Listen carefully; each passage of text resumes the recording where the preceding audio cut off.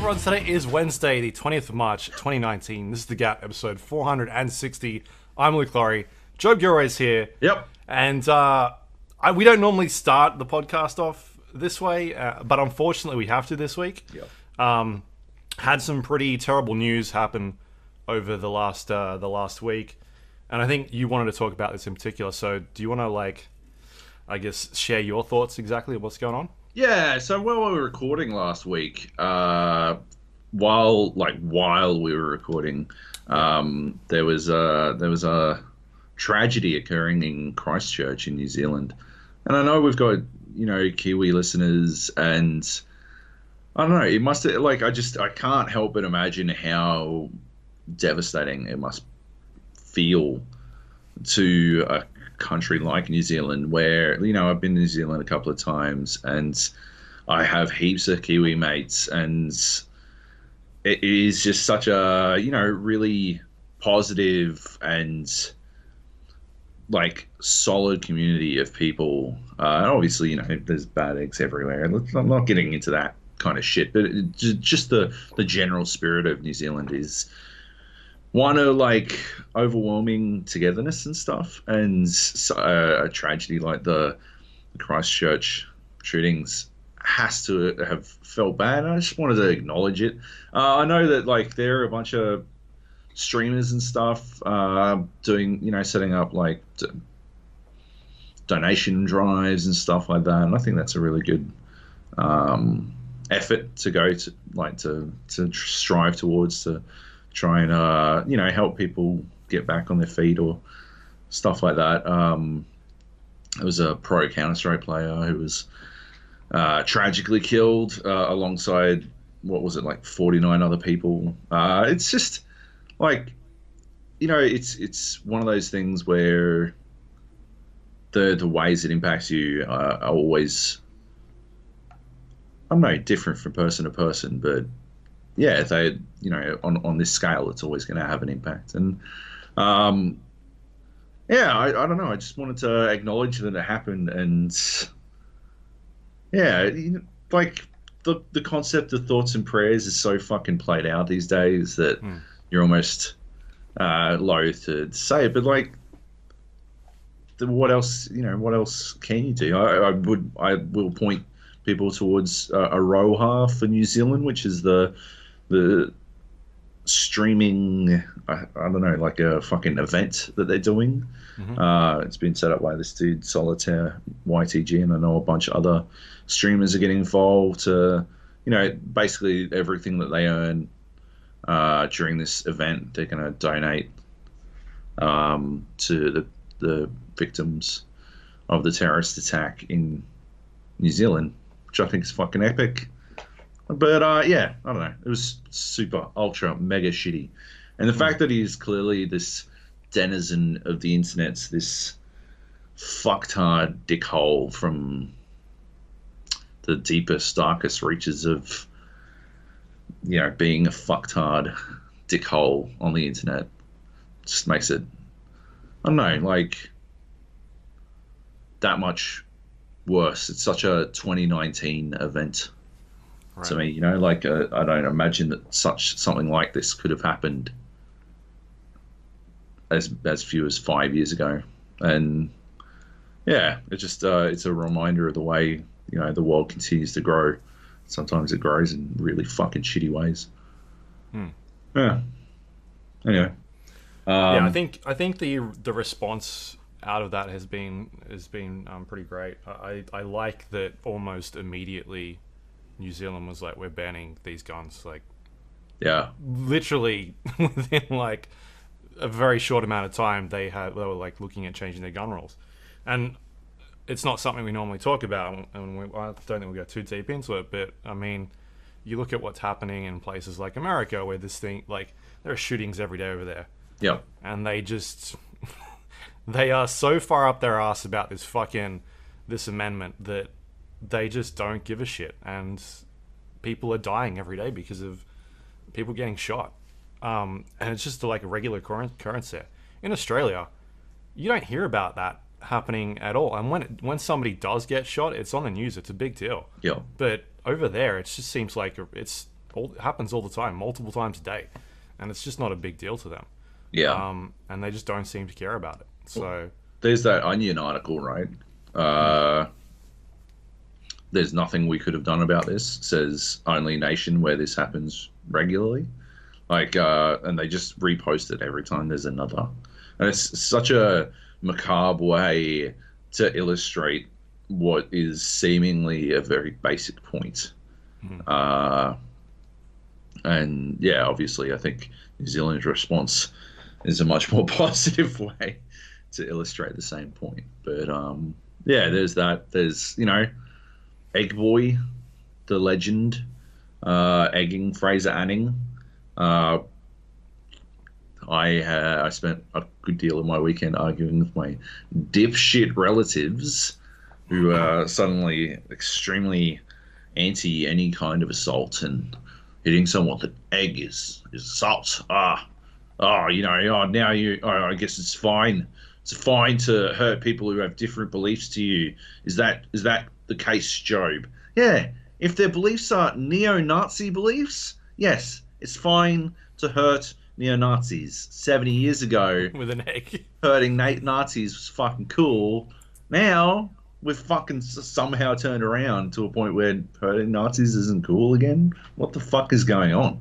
And these are people that, yeah, I wouldn't be surprised if there were some people that were fucking fine with being hurt, Anyway, I don't want to get into how fucked my family is, but like it is a conversation that I think at some point we've all been needing to have. This, the rise of radical right-wing thinking. I don't think it's a topic of conversation this podcast is equipped to handle, but yeah, like it is one that I think we are, like, as a culture, going to encounter more and more. And yeah, like, sadly, this was a catalyst for it.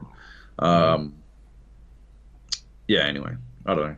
Just, like I said, just wanted to acknowledge that it happened, and we're obviously sad about it. Yeah. Yeah. Well, like, when we're recording, we're usually in a bubble, and to come out and see that sort of stuff. It was a bit shocking. Well, like, we were literally sitting on our recorder call afterwards, and I was just, yeah, like, fucking blown away at what was going on, like what was being, yeah. Anyway, it was fucked. Yeah. Fucked. Let's move on. Yeah. What do we got? There's some things here that I've never heard of, and would like to ask you about. Betrayal at House on Haunted Hill. Yep. This does not sound like a game that would be something you'd normally talk about. To me, this sounds like an adventure game. It is a board game. Ah, okay. You've been rope-a-doped. Yeah. Yeah, I've been playing a lot more board games more recently. We found some people who actually play board games properly. And by that I mean I can actually sit there and explain a bunch of rules to a person and not have them get bored. Like, I don't know, 1/4 of the way. 45 minutes, 4 minutes in, motherfucker. And we always play board games that require you to watch an hour video on how to set up. Yeah. And it's usually like, fuck it, we'll play Monopoly. That's basically what I'm driving at. The amount of times I have a fantastic collection of board games, and I've failed to play many of them. But yeah, we've found some board gamey, nerdy types. So I've been playing board games with them. Betrayal at House on Haunted Hill is one I've been wanting to play fucking ages. It's awesome. It's a great game. You're basically a bunch of psychics going into this haunted house, and yeah, it's very similar. I don't know if you ever played it with me. Dead of Winter. Did you ever play that with me? It was like a zombie game. Zombie. No, that's the tile-based zombie game. Yeah. No, I think I always wanted to play that. Well, I do have. I might even have that. I feel like I've got it here. You might have Last Night on Earth. That's the other one, pretty similar. Yeah, Last Night on Earth. Yeah. Okay. Well, yeah. I've got it, and I've never played it. They're both like they have similar they're quite similar, and this one is in a similar vein to that as well. Except it's a bit clearer on its path of progression and how it plays out. Like I find that Last Night on Earth is sort of you do have a very good idea of how things are going to run. You start and everything immediately goes to shit while you try to stay alive. And you've got your characters and they have their different traits and you are scavenging for items and stuff like that. But across like this player map. Dead of Winter does something similar. But is a little like more constructed, has the potential for betrayal, but ultimately you're trying to keep like this. What was that vampire movie in the snow? The one with the guy. The guy who used to be in every the fucking guy. Yeah, he used to be every like all the teenage romance movie. Yeah, the comedy romance movies. Yeah. 40 Days it was of like Night? 40 Days and 40 Night. No, not 49. That's like a Harrison Ford film, was it? Yeah. 40 Days of Night? Something like that. Yeah. Sort of like that. 400 Days of Summer? That's it. 500 Days of Winter. Winter.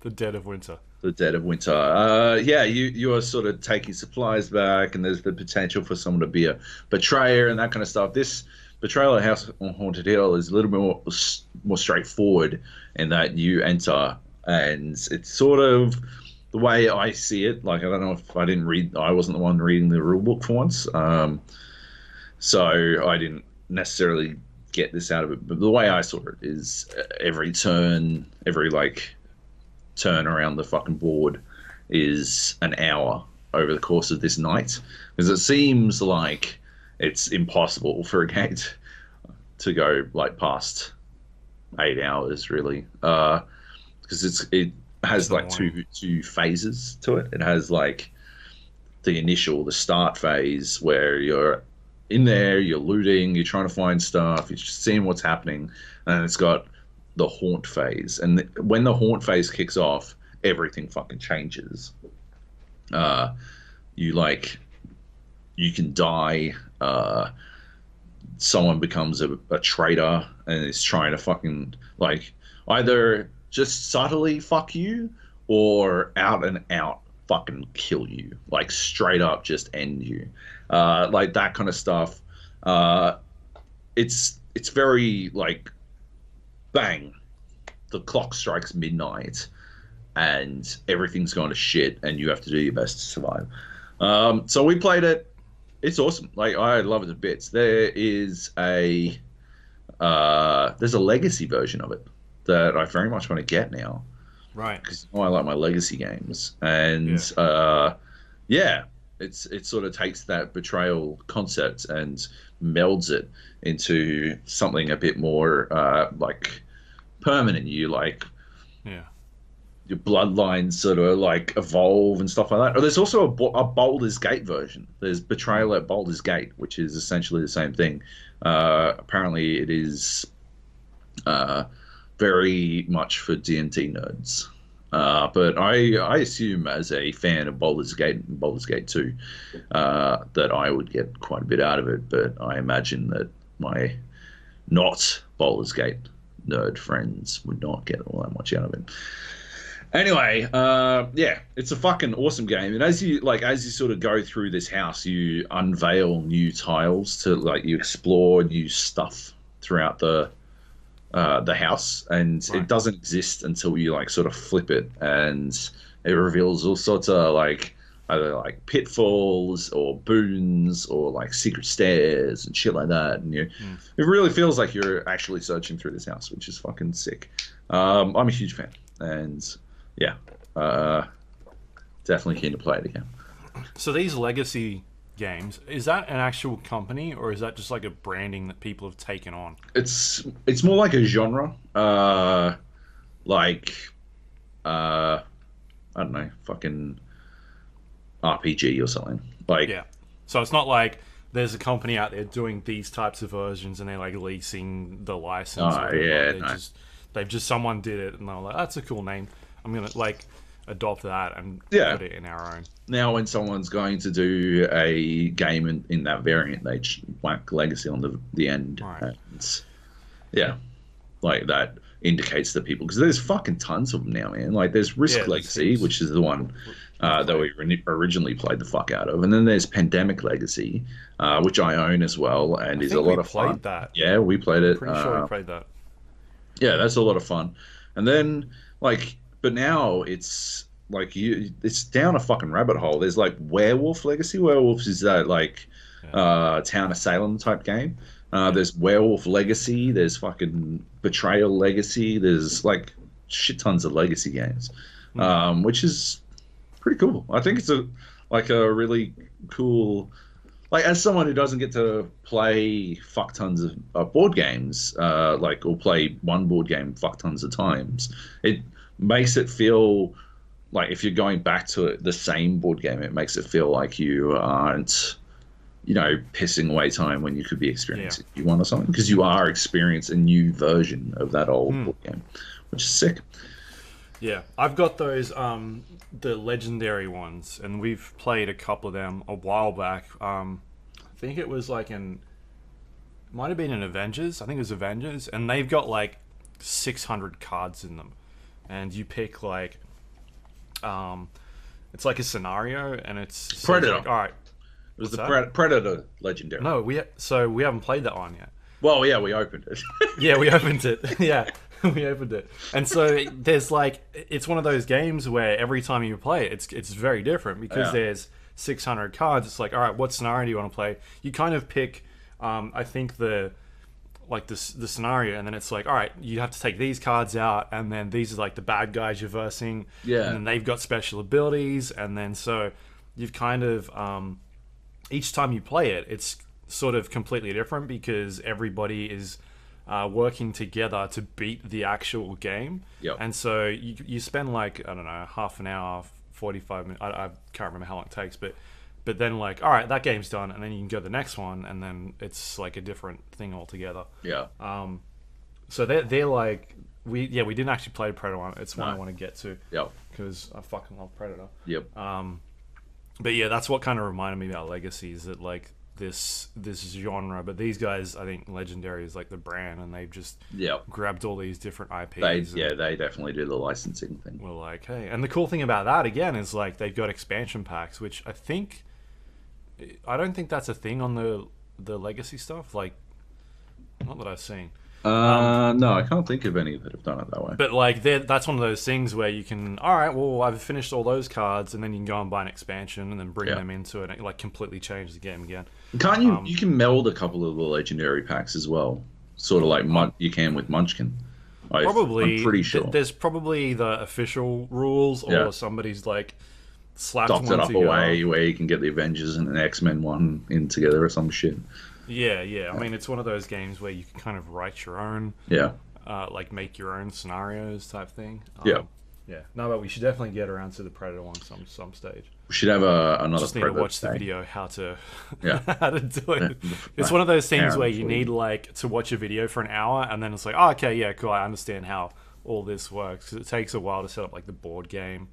Sorry, the actual like game board, and then figure out the rules. But, but once that's done, it's pretty easy because like everything, particularly in Legendary, it's like the rules are written on the board, like the turn phases and all that. So and it all has its like place on the board and stuff. A lot of board games are pretty good at that.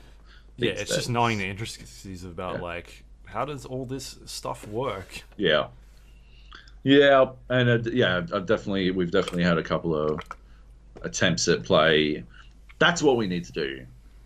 We need to watch the video while sober, because I think that's how the Predator one went wrong. The Predator one was we were going to play it, and we ran out of time because we were like unboxing it. Yeah, that's right. But we were also drinking at the same time, We were also drinking. which was slowing we'll things. drink and Yeah. do this, and by the time we unboxed it, We, unwrapped everything, yeah, and we're watching this video, I was like, we're not gonna have time for this. that's true. Yep. Yeah. Yeah. All right. Anyway, Excellent. All right. What's next? you tell me. Meteorfall. Right. Metrofall. Is that what you're going to say? Oh, Meteorfall. Sorry. Yeah. Meteorfall. I talked about this line last week. It's the card game on the phone. It's pretty cool. I managed to beat all of the, beat it with all of the things since I last talked about it. Last time I'd only beaten it with one, but now I've done them all. And it turns out there's 5 tiers that you have to beat them by. So you beat it with the wizard, and you have to beat it 5 more times on increasingly harder difficulty levels before you've completed a run, completed the game rather. So I guess that's, I don't know, keeping me going. I still love the fucking shit out of it. I'm a huge fan. So I've been playing the fuck out of it. But I just wanted to say, yeah, now that I've finished all of the things, there's more to go. So yeah, I did find it kind of easy initially, but it's getting trickier on harder difficulty levels. Yeah. All right, cool. What's next? Barber is You. Yeah? Barber is You is a puzzle game that came out last week, and it's kind of weird. It's a bit of a weird one because it's about the puzzles are the rules themselves. So it's sort of like a semantic puzzle, right? So Barber is You indicates that the rule of that, that is a rule. Barber is You is the title, but it's also a rule in and of itself, in that Barber is this little kitten type thing, and is You indicates that Barber is the playable character. All right, and so you can change that. You can make it so Rock is You, and then suddenly a Rock is the playable character, or Keke is this little orange, I think, walking penis. I'm not sure. I'm pretty sure it's a walking penis. And you can make it so Keke is You. And yeah, the game revolves around you solving puzzles based entirely on the semantics of the words that you have available. So sometimes what it will do is straight up just lock you out from being able to affect some words. So it might make it so that wall is stop, and it might block that with a wall, which means to do something to change that, you would need to somehow get through the wall, but wall is stopped, so you can't do it. So wall remains stopped, and so the puzzle for you from there is to work out how to get over the water, because water is sink. And so if you can push the word sink out of that chain, right, that rule, then suddenly you're able to just walk straight over the water, and it doesn't do anything to affect you, right? So the game revolves around you sort of working through puzzles that basically force you to think well outside of the box based on the rules that are at hand. And it's tricky. It's a good puzzle game. I'm not crazy about the art style. It's very, quirky or whatever. It's an art style that it looks like, because while you were talking, I was looking at some pictures. Yeah. And reading up on it. It's an art style that I think we've seen a lot of in the last couple of years. Yeah. That sort of deliberately shitty indie style. I don't know. I don't really go in. ASCII.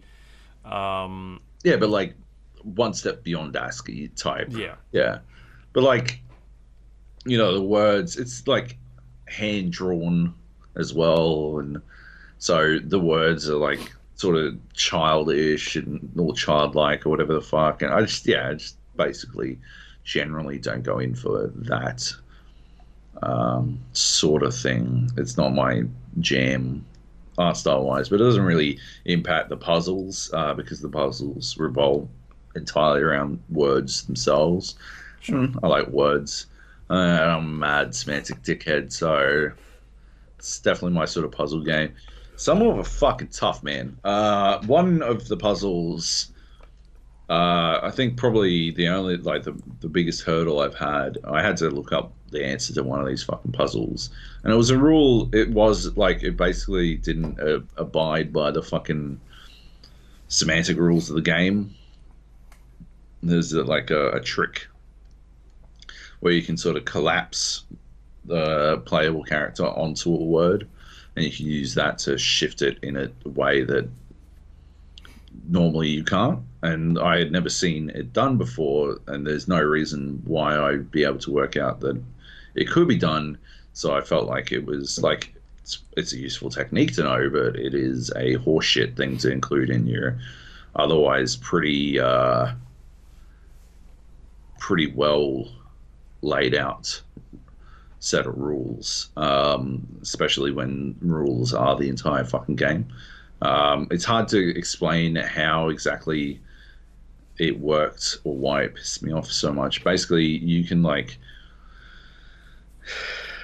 shove a word into a wall, and if you can collapse, like you stand in the corner of a wall, and you've got another U below these words, and then you push up on this chain of words, you will collapse into the word itself. So you'll exist in the same space as one of the words.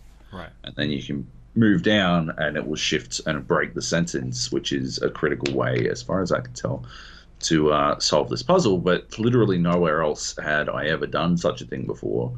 So I had no reason to be able to work that out, right? Like, it's not a general technique for shifting sentences apart. So it's just sort of a garbage thing that exists. On the other hand, there was a really good one that it took me fucking forever to fucking work out.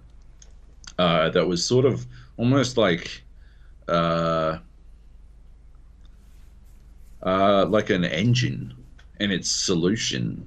There was like a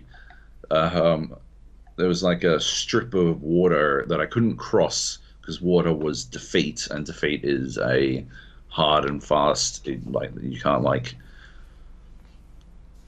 find some way around. Like if for sink, you can like push a rock into it, and the rock will sink, and then it becomes rock, so you can walk over it, right? Defeat doesn't work like that. It just destroys anything that comes into contact with it, if that thing is alive at the time, or is at the time, to borrow the phrasing of the game. So to get across this fucking water, which was defeat, I needed to set it up so that like I think it was Barber's. Like Barber is move, right? And if Barber is move and you wait, then it will just sort of move on its own. And so Barber is move, and I had to set it up so there were two Barbers and a third Barber, and they could like all push these words across, but they would also push across my Keki, because Keki is you in this situation, right? But I also had to have it so that when it did that, Keki would stop being me. So because if Keki is when the movement occurs, then when Keki touches the water, Keki is defeated. Keki loses and you fail. So you basically had to set it up so that Barber would move all of these words and Keki across this fucking water while you were technically not anything. And then when it got to the other side, it would push it across, and Keki Keki is you would kick in again, right, and you would be able to move out of the fucking way and finish the level. That was fucking awesome. Like when I fucking worked that one out, like it was complete by accident because I worked out that I could fucking shove the barbers into the water, and I'm like, wait, so defeat only affects things that is at the time. So if something isn't, isn't me, then it won't be affected by the water. So maybe there's some way that I can get across the water and then like down this fucking rabbit hole all the way to. I'm just gonna like let these dudes shove me fucking across, and it took like some doing as well because like the exact construction of it, of the layout was tricky as fuck. But yeah, once I did it, I felt like a fucking mad genius. Yeah. How did you go about leaving the fox with the chicken so they didn't kill each other, and the chicken didn't eat the food? Yeah. How'd you go with that one? No, I think I failed. The scorpion stung the frog when they were halfway across the river, and it didn't help. But yeah, it's a cool game. Like, yeah, I've been playing on Switch as opposed to PC. I think it's better on Switch because it is definitely a toilet time game. If ever there was one. I'm not about to sit there for hours at a time at my PC playing Baba Is You, but I will sit there for hours at a time on my toilet playing Baba Is You. Yeah. Yeah, like the game sounds familiar. I don't know where I've heard of it before. If it was on one of the like major publishers, one of the major console makers were like pushing it during some presentation, but it looked, the name of it sounds familiar and the look of it is definitely familiar as well. That's what I was reading up on it to try to figure out like where I've seen this before. The other thing I forgot to say is it's got that portal thing going for it, where you got to like think with portals. You've got to think with Barbas 100% to get like through the fucking level. You've got to think in the frame of the game, which is one of my favorite things about puzzle games. They change your way of looking at things, change your perspective. And Baba does it quite well. Yeah. Rightio. What's next? I'll give you a break. All right. I'll talk about some hardware. Sure. Because that's exciting. So I've been working on an article this last couple of 2-3 months about a GTX 2080, the new Nvidia the RTX 2080, the new Nvidia graphics card lineup. And basically Nvidia sent one across to me earlier, start of this year, and I've been messing around with it for a while. The article that I ended up coming up with I ended up like talking to them about, I wanted to do was basically what happens when you stick an RTX 2080 into an older PC. See a lot of articles going around when stuff like this comes out about like, hey, we've benchmarked this new graphics card and here's the rig that it's like attached to, and it's like a $4,000 PC with the latest CPU and a shitload of RAM in it, the latest motherboard and whatnot, a $3,000-$4,000 monitor, and the average person generally doesn't have a computer like that at that stage. Yeah. So I went about like, all right, well, you can sort of read that stuff at your enthusiast websites that do like really good jobs of this thing, that really break it down. Oh yeah. And so I was like, I'll do something a little bit different. So what happens when you stick a top of the line graphics card into an older PC? Yeah. Does stuff still work? And that's kind of the angle that I went for with this one. And to give you an idea, I generally sort of do a computer refresh every 6 years ish, between six. Like a full refresh. Yeah, like I'll do everything. Like everything's, Right. Usually it'll be like around the console cycle. The console cycle the last couple of years has been about 8 years. Yeah. And I like to sort of do it around then. So between 6 and 8 years. Yeah. which means that new CPU, new motherboard, new graphics card, new RAM. I got a new monitor last time. Everything, like new fan, all that sort of stuff, sort of comes out. Start from scratch. Usually spend like a decent amount of money so that it lasts me that amount of time. To like give you an idea, I guess probably the most graphics intensive game that we play recently would probably be Battlefield 5, I would say. It's probably one of the best looking games on PC, but also one of the best optimized games on PC. And in that game, like, we can play multiplayer and I will get a solid, between 80 to 120 frames in multiplayer, 64 player map. Easy. Done. And in games that I play generally, don't drop below 60. Like, my computer at the moment still holds up. To give you an idea of what I'm running at the moment, it's an Intel i7, 4790K, I believe. I've got it here. Let me just check. It was like a 4790K. It was like expensive. Yeah. Costs like that 1.2K or 1,000 or maybe not even that much. I can't remember back then, but it was like one of the really good fourth generation CPUs. I've got 8 gig of RAM in there and a Fatality H87 performance motherboard, and that was with a GTX 980. So at the time, that was one of the best graphics card out. Obviously, the one above that was the TI. I don't remember if the TI came out at the same time. No, or if it was a little bit later. Pretty sure it was a bit later. Yeah. Yeah, they didn't do it like they're doing it now, but at the time, that was like the best one you could buy. And I think you got one as well. No, I didn't have the 980.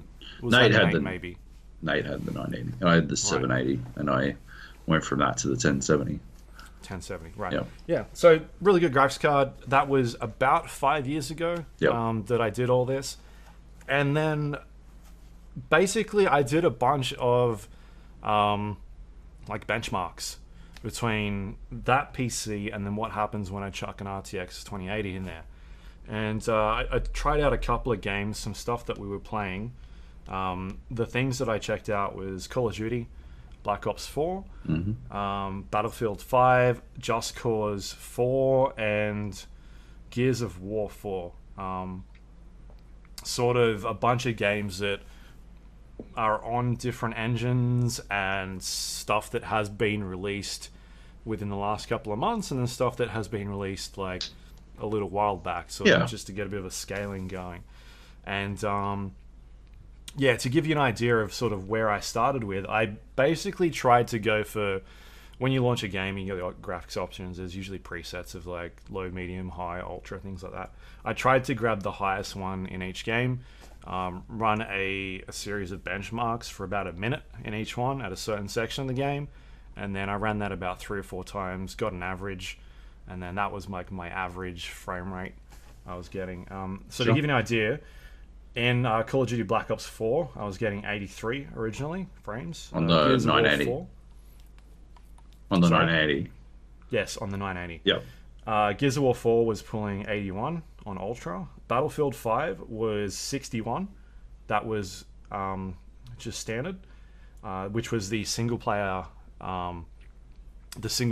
So there's a series of like 4 really sort of short introductory maps in there, and I run a bunch of that sort of stuff through there. So this wasn't multiplayer. Yeah. But on Ultra, everything jacked up. Still 61. I feel like that's a pretty playable frame rate. Like anything above 60, cool with. Yep. And then Just Cause 4 was kind of the one that was a little bit like not as great as the others. It still hit 61, 67, but it's not as optimized, that game. Like, you can tell just looking at it. Yeah. Frame rate fluctuates quite a lot between the highs and lows, so that one was a bit shaky. Right. And then on top of that, I did like the 3D benchmarks as well, which I have a copy of. I don't know if it's free. I think it might be free these days. Right. But anyway, I've got a copy on Steam, and I ran a series of them. There's kind of different ones that you can do in 3D Mark. There's like the DirectX 12 with like the high-end graphics graphics cards with high-end CPU parts that you can run, and that's really sort of intensive. What I was getting with the 980 on that one was 24 frames on TimeSpy, which is sort of like the one that really kicks the shit out of your graphics card. Right. And then from there on, the rest of them were pretty solid. I did 2 other tests, but yeah. So, like, pretty decent results. Most of them are above 60. Extremely playable still. So I feel like you could probably get another 2 years out of like a 980 for games that you want still to look really good. Yeah. But if you're playing like a multiplayer game and you're taking it really seriously, I have that fine line where in Battlefield I change a lot of settings to sort of make it look good, but I still want a really high frame rate. Yeah. So yeah, that's kind of it. I guess it just depends on the player and how you want to play that sort of stuff. Yep. I like a really like smooth experience. Multiplayer games, I generally would like it to look good, but at the same time, I'd rather it just run really good. Yeah. So you got to know what balance you want. Yep. And then so I chucked in the RTX 2080, ran the same tests, and a bit surprised at how much performance I was still getting out of it. So to give you an idea, basically my frame rate almost doubled on every single test that I did. The Call of Duty Black Ops went from 83 to 150 frames. Damn. Gears of War 4 went from 81 to 146. Battlefield 5 went from 61 to 120. And then Just Cause 4 went from 67 to 108. And then if you look at the 3D Mark tests, I went from TimeSpy on 24 to 71, which is like really... that's fucking huge. The DX12 one, nearly 3 times as much. And then Skydiver is sort of the like the older series of tests. Like that's not really pushing it that hard, but it's I think it's one of the oldest ones they got in there. That went from 180 frames to 350. And then Firestrike went from 57 to 136. So that was quite high as well. Do you have any CPU intensive ones? Because it'd be really interesting to see if the graphics card could like fucking power through a bottleneck like that. So 3D Mark breaks up that sort of stuff. Like it will run a graphics test, it runs a physics test, it runs a CPU test, and so you can get breakdowns of like, all right, what exactly, not necessarily like where is the bottlenecks, but you sort of get an idea. And so you can grab the scores and look at, all right, well, what's really affecting this overall score, and then you can compare that with other people online and look at, all right, they've got a 2080, but they're running like a i7, seventh generation Intel. Like, what are they doing that's different to me? Yeah. So you can compare that stuff, and then that's something that I also put in the article, like sort of isolated the overall 3D Mark score, and then what was the actual graphics score, like without the CPU stuff, without the physics, like what is it giving me? So I've got some stuff in there about that. And there are like apps out there that will show you like how your CPU is running. Some of the benchmark tests, like I know Division 2 does it. I think Gears of War, if I remember, does it as well. Like it will show you how hard your PC is running. Generally, like it's not running flat out. It's usually doing 60% usage. But then like it's taking over certain aspects of what the game's trying to do. I mean, sometimes there are bottlenecks and whatnot, but yeah, I mean, there are ways to figure that out, but it's a bit more digging. You kind of got to go through. So yeah, I was the other test that I ran was the DXR. DXR is basically like DirectX ray tracing, and it's one of the things that the RTX 2080 is doing. Like that's the thing they're pushing. We've talked about it on here before, which is real-time ray tracing, which they do a lot of in film and TV, and these giant movies that you see where they render scenes and they try and make the lighting sort of look and behave as realistically as possible. And those sort of circumstances, they've got like server farms that are running all this stuff, and it's rendering. It takes hours and hours to run a scene. Yep. And Nvidia. But helicopters still look like shit. Yeah, all the time. All the time. And so Nvidia have put a core in it on this card that is like taking over that, and they're using AI as well to sort of have the two work together and really bring real-time ray tracing to video games. And yeah, and I've talked about like how good it looks in some of these games. You can go online and look at I guess the one that's doing it really well recently, and it's the example that I talked about 6 months ago, was Metro. Oh yeah. And during that demo, the guys at Nvidia were like taking me through the map and like turning RTX on and off, and like you could really see the lighting differences, the way it sort of changes in a room where like light is coming in through a window and it's bouncing around the wall, the sort of the walls, and it's shadowing, and it's like the room looks like the way it should be, as opposed to it just sort of being lit up. And you know, an artist has put a light source over here in the corner and make that light up. Like that doesn't work the way it's supposed to. Now it's like the light is coming in through the window. It's behaving how it should be. Yeah. So the room looks, you know, it looks real.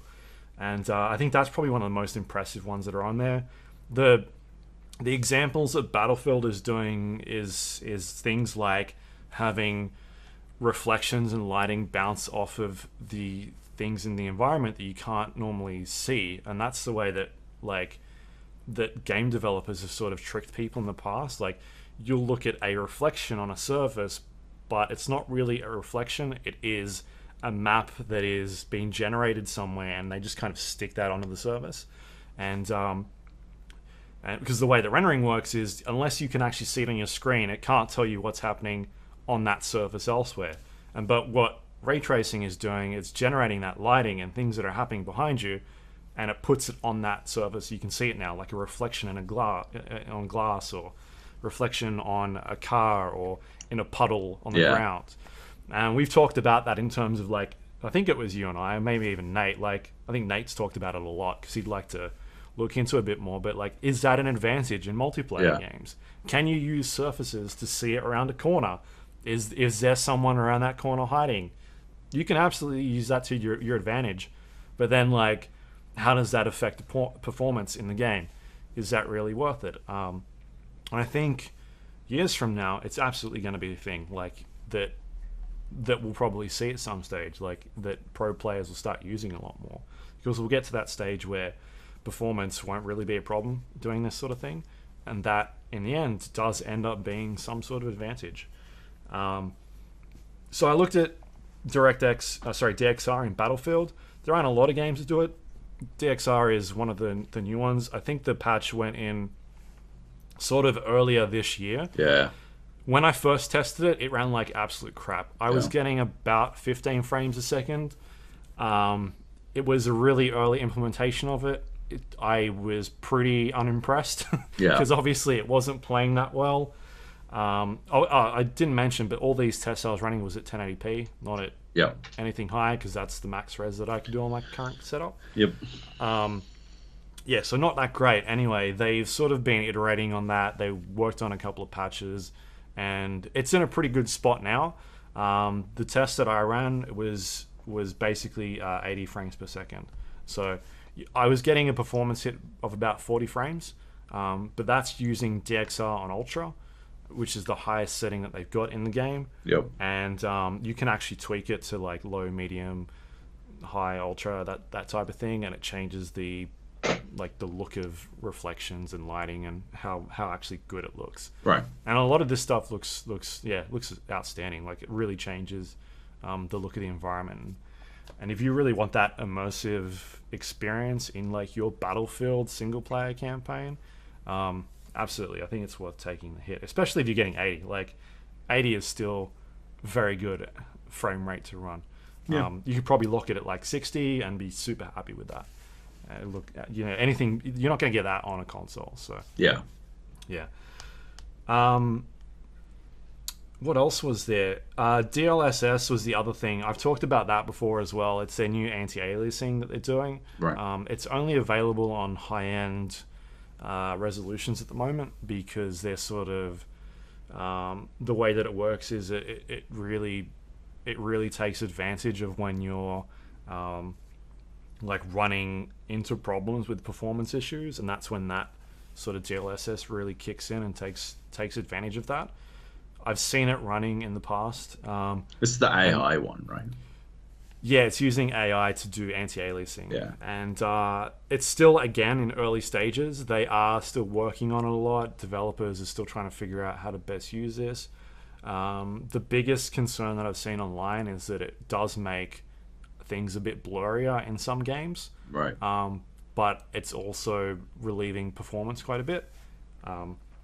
Again, developers and Nvidia are still working on it. I'm sure they'll get there. I mean, they're definitely committed to this stuff, so yeah, it'll be cool to see them be able to do like a new form of anti-aliasing where it doesn't negatively impact your performance. Like you'll get an extra 40 frames out of it. That'd be fucking sick. Yeah, because anti-aliasing is one of those things where I like to use it a lot in multiplayer games. Like it's one of the things where I'm like, it needs to be on in multiplayer games, because especially if it's a game where I'm shooting at a distance, like I want to be able to see things that are moving properly. I don't want to see jaggedy edges off in the distance and think it's a person.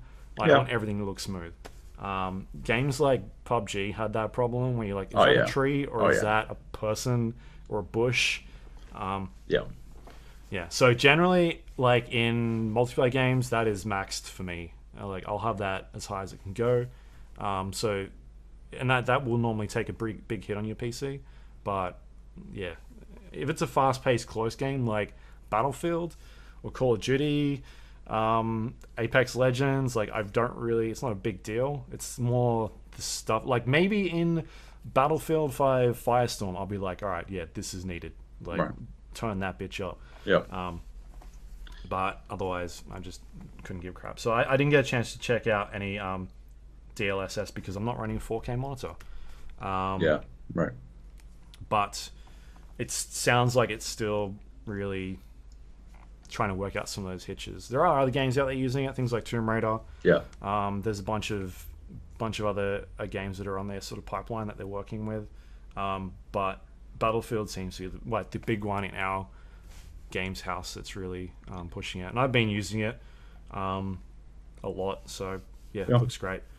And you're going to be using it even more in 5 days. 5 days. For Battlefield. The Firestorm. Yeah. So yeah, I guess like... What was the verdict? Yeah, man, I think...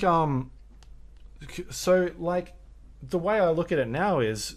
you don't... like, the way I was doing it was, I don't need to update every 6 years. I can get away with spending a shitload of money on a high-end gaming PC, get to the end or get too close to the end of that lifestyle, chuck in a high-end graphics card, and then push an extra couple of years out of it. Like 2 or 3 years from now, when I'm like, all right, maybe I want to update to 1440p, or maybe 4K monitors drop down in price, and I want to jump onto that bandwagon, then all right, cool. Now it's time to update my CPU, motherboard, and everything else. But for the moment, for me, someone who's playing games at 1080p, I can squeeze easily another couple of years out of this current setup without having to update everything else. Obviously, there are bottlenecks. Two things. Two things.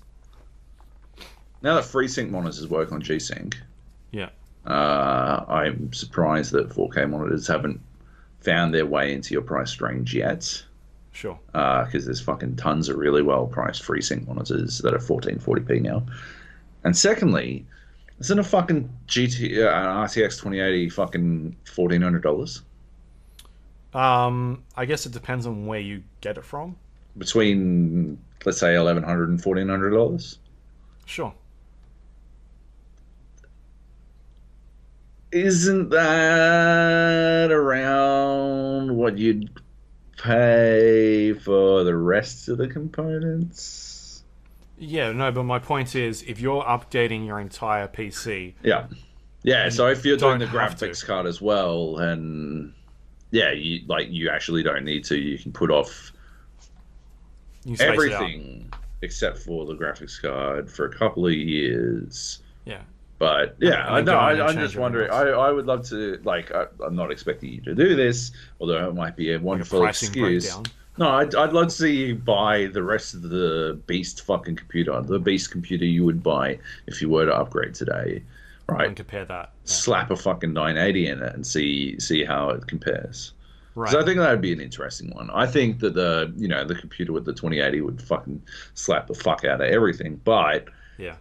it would be like, yeah, generally, I think the 2080 is a bit of a outlier. I think generally you wouldn't be able to get away with a massive graphics card giving you 2 to 3 extra years. I don't think it would, because usually that's my strategy. My strategy for computer life cycle is to buy something, and towards the end, I will buy another graphics card and maybe another stick of RAM, right? And I'll get another couple of years out of it until Sure. I absolutely have to fucking upgrade. That's what I did with this bad boy, although I'm on a 1070 at the moment. I fully expect that when I find a reasonable price for a 2080, I can 100% do that and jump. Like, the improvements to my PC will be fucking astronomical. By the time I'm ready to do that, we'll probably be up to the 3080 or whatever the fuck. Yeah, 20. and it'll be like the new console life cycle. Yeah. It like that's probably next year, or at least Something like that. Early Yeah. 2021. Yeah, like I definitely think that the graphics card upgrade is a great way to extend your life, Yeah. the life of your PC. But generally, when I've done it previously, it's been good for like a year and a half, not like 2 to 3 years. I think the 2080 is like specifically an outlier in that sense because it is significantly more powerful than It's a big leap, its predecessor. Like, well, just through all of the extra little bits that it adds on, because I know that benchmark wise, without like just in terms of pure power, it's not that much better than a 1080 Ti, right? Like, it is obviously better, but it's only 10 to 20%. I thought it was like higher than that. I thought it was like 30, 35. I'm not Maybe. sure. It's been a while, like a but I TI remember is- first being benched. It wasn't that huge a difference, but then you tack on all the other extra shit that they're doing, and the appreciable, actual, real world gains that you get are fucking massive, which is where it really fucking matters. Like, benchmarks are fantastic as a purchasing tool, but what you actually want is frames, right? And yeah, if it turns out that frames is way higher on one thing because they do some extra trickery, then I don't give a fuck. Whatever. Do it to it. Yeah. I don't know. And like the RTX is pretty much, it's designed for 4K 60 frames. Whereas the other cards haven't been, and I haven't tested it that because again, I don't have like the capabilities to to test it. So I mean, obviously, if you want to play at that sort of frame rate, then that's probably the card that's going to do the best thing. There was an announcement this week that Nvidia has incorporated a bunch of ray tracing technology into older graphics cards, and they're rolling that out for the 10 series. Right. So you'll be able to try that. Cool. It's not going to be, I would say, it's not going to be the same sort of fidelity. I haven't looked into it too much. I've read bits and pieces saying that like they're doing certain things that like the cards just aren't going to be able to do on the 2080s, but they're still going to have, like, it's still going to work. I don't think it's going to run anywhere near as good. No, of course not. But because it's missing all those cores that are on the other ones. And obviously, like, you're taking that hit somewhere else, whether it's being like your CPU or on the graphics card itself. But it's cool to see that they're doing things, man. They're like dominating. I was looking at the stats on Steam for the surveys for hardware, CPUs, graphics cards, OSs and whatnot, and it's like Nvidia has, I think it was like 75% of the market, and then next up is ATI, and they're tied with Intel graphics, which are like onboard graphics. They're just dominating, and there's a reason why the graphics card is, like you said, $1,400 to $1,200 because they can do that. They are like, they're just destroying their competitors, and so they can put it that high. which is, it's not great for consumers. I mean, you look at my PC, the PC I'm running at the moment, right, and it has my AMD CPU. That was a concerted choice on my part to divorce myself from the Intel monopoly. Sure. And but I still couldn't do it. Good. I still couldn't do it for the graphics card. Like the difference just is too big. Like Nvidia's 10 series was just way too good compared to the AMD, the ATI comparison at the time. Was it the R9 or whatever the fuck it was? Like there was just no fucking way. Yeah, I think I want AMD, I want ATI to come out and kick him right in the fucking crotch with something world beating. I think they need to, because Nvidia is getting away with some shit. They jacked all their prices up when the fucking Bitcoin mining bullshit was creating shortages worldwide, and then the prices never went back down again. Now that Bitcoin mining's dead, like, that shit needs to change. They're getting away with some shit there. I mean, AMD's still dominating in terms of the console market. Oh, of course. PlayStation and Xbox. Yeah. Nintendo as well, I think. Not sure. Is Nintendo using AMD? No, isn't it using the same sort of Tegra chipset as the Shield? Yeah. I think. Probably. I don't know. Yeah, so I guess we'll find out what's happening next year. I mean, we'll probably find out 3 months from now what's going on. Yeah. If rumors or anything go by, like what's in this new Xbox? Is it going to be AMD? Is it going to be Nvidia? Yeah. We'll see. Well, there was an announcement today that might shake everything up. I don't know. We'll talk about that in the news. So anyway, if you want to go read more on that, more numbers and whatnot, Survivor.com. There's an article up there that I wrote, a couple 1,000 words or something.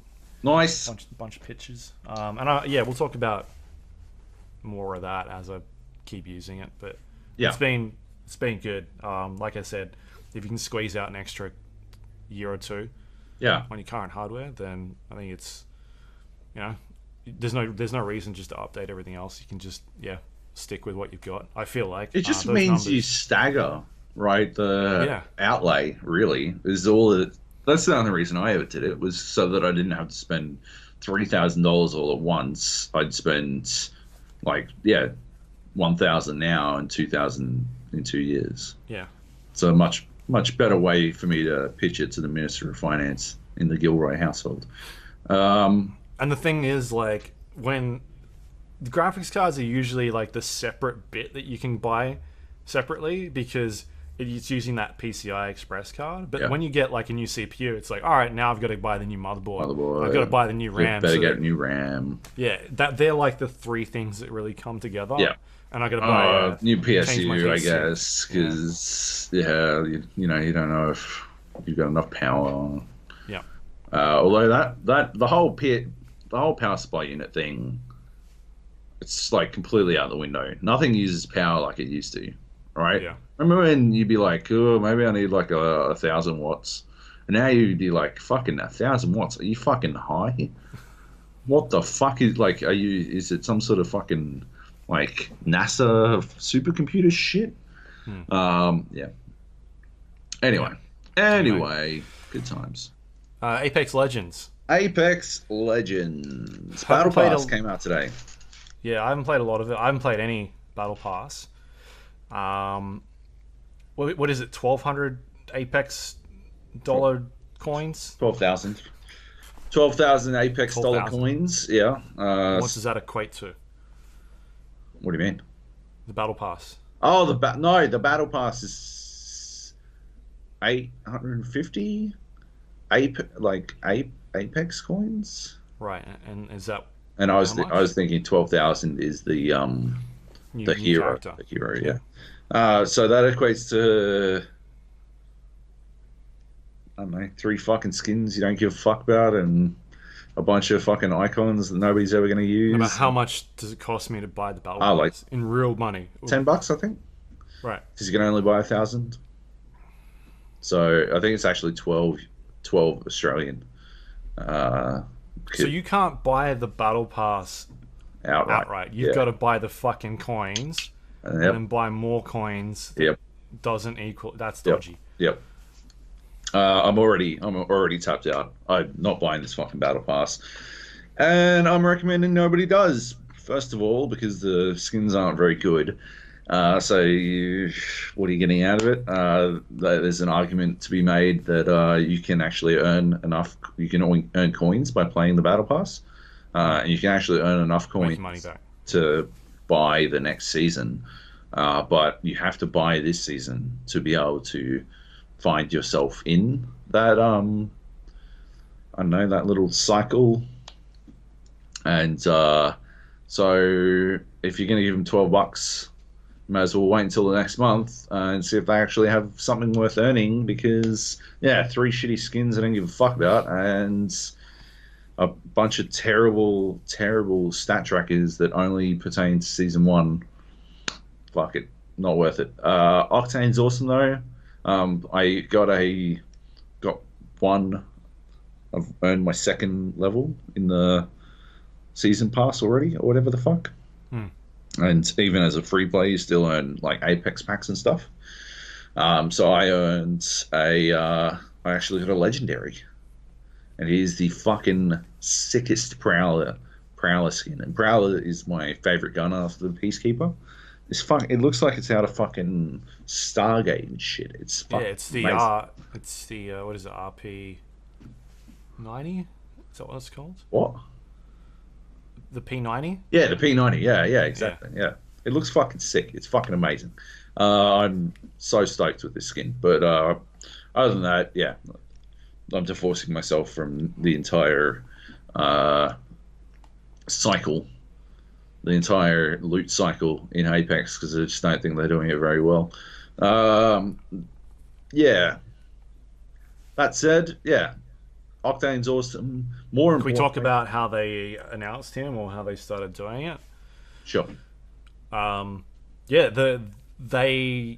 I think they updated the game with a tiny patch, or maybe it was server side. I'm not 100% sure. Yeah. I didn't look at it, but I think it was after a maintenance update. Yeah. And all of a sudden, these pads started appearing around the marketplace, jump pads. And at that stage, it had already leaked that Octane was the new character and what his abilities were. So it wasn't much of a secret. And yeah, they started putting in these pads and you could jump on them and it would launch you into the air. And I was like, where are these coming from? This seems like a bug. And the developers were like, it's not a bug. Wink. Wink.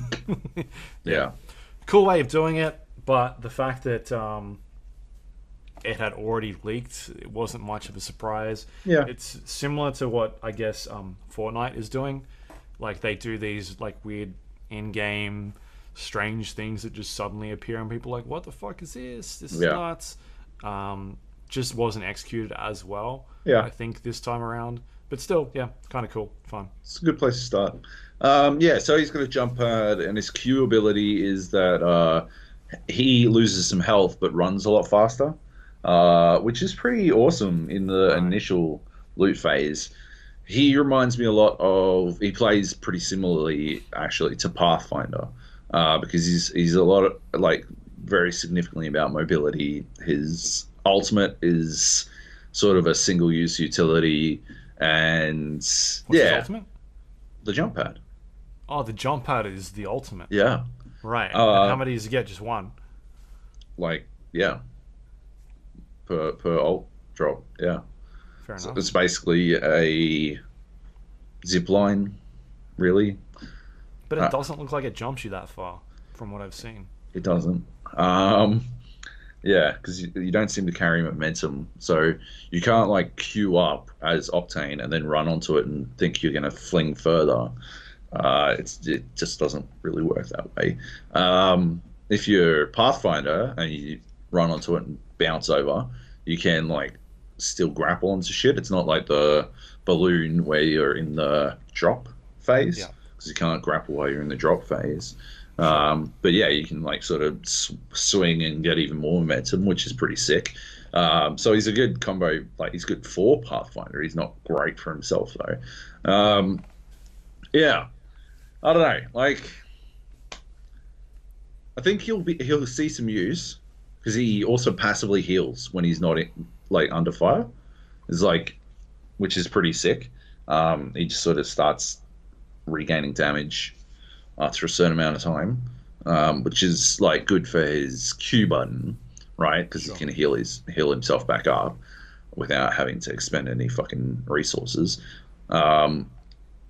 So I think he'll see some use out of that, like from sneakier players and people who are good with the jukes. But yeah, I don't think he's not coming out of the gate feeling super OP or anything, you know. Yeah, he's not a high tier player. Sounds like more like low to mid. Yeah, Pathfinder, high tier. He's high tier now. They buffed him. They buffed Caustic. They buffed Pathfinder. Oh, really? What did they change? I've been using the robot for fucking ages. They fixed up the hitboxes on them. They refined the hitboxes on them so that they're closer to what they actually represent. And so for Caustic, he has a wider area effect on his gas, so he does like wider damage. I think it's cloudier, so it's harder for people to just generally see through it. And I think there's a lower cooldown rate. Basically, big buffs on Caustic. And for Pathfinder, they refined his hit boxes, which is good. I'm now even harder to hit.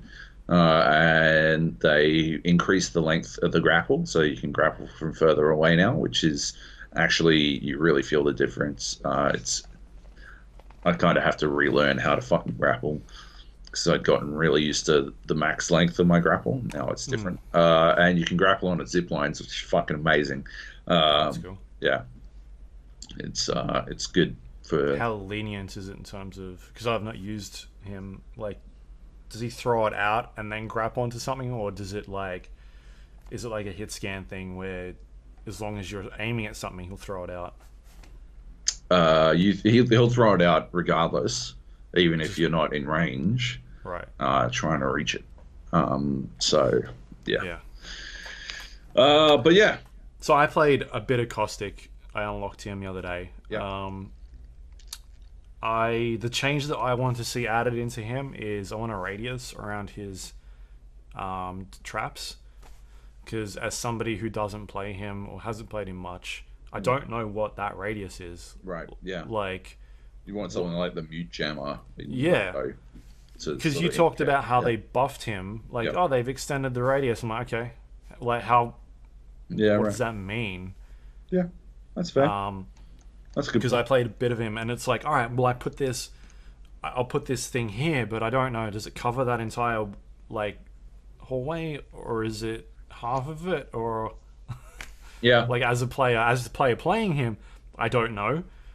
And I don't, like, unless I'm watching a fucking video on YouTube where somebody's, like, broken down the distance on it, it's like, oh, okay, I don't... Sure thing. Yeah, so either, like, a radius when you're throwing it, like, if you hold the Q button down and it shows you, like, where you're aiming and what the radius is, that could work. Or if you throw it down and there's a rate, maybe that's too much on the screen then. Maybe it just pops the radius up for, like, 3 seconds. Yep, done. That'd be good.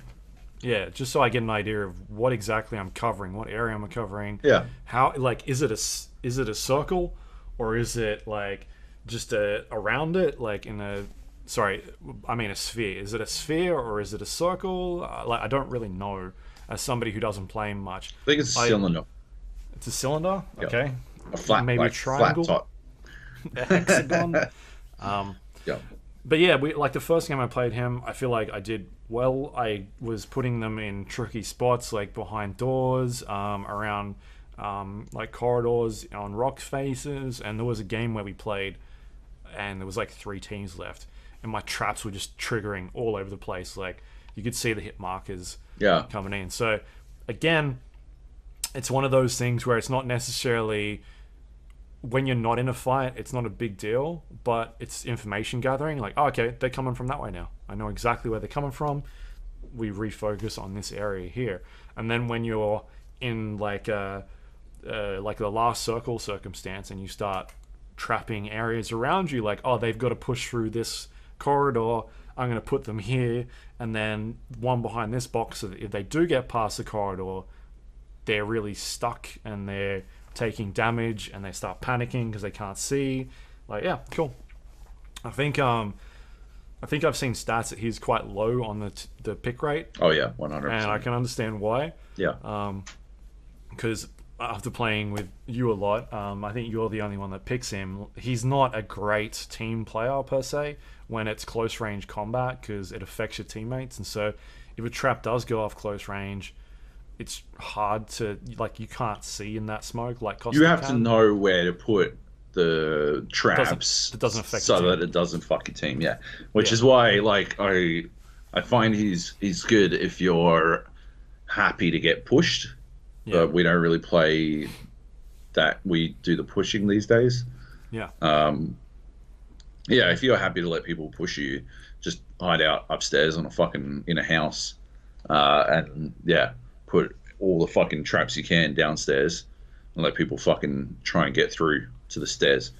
Because then, as long as your team stays upstairs, as long as they stay upstairs, they won't be fucked by the gas. But if they go downstairs, they get fucked. That's why it's a cylinder. That's why, because it was a sphere, it didn't sort of permeate up through the fucking floors and stuff. But it's definitely one story high.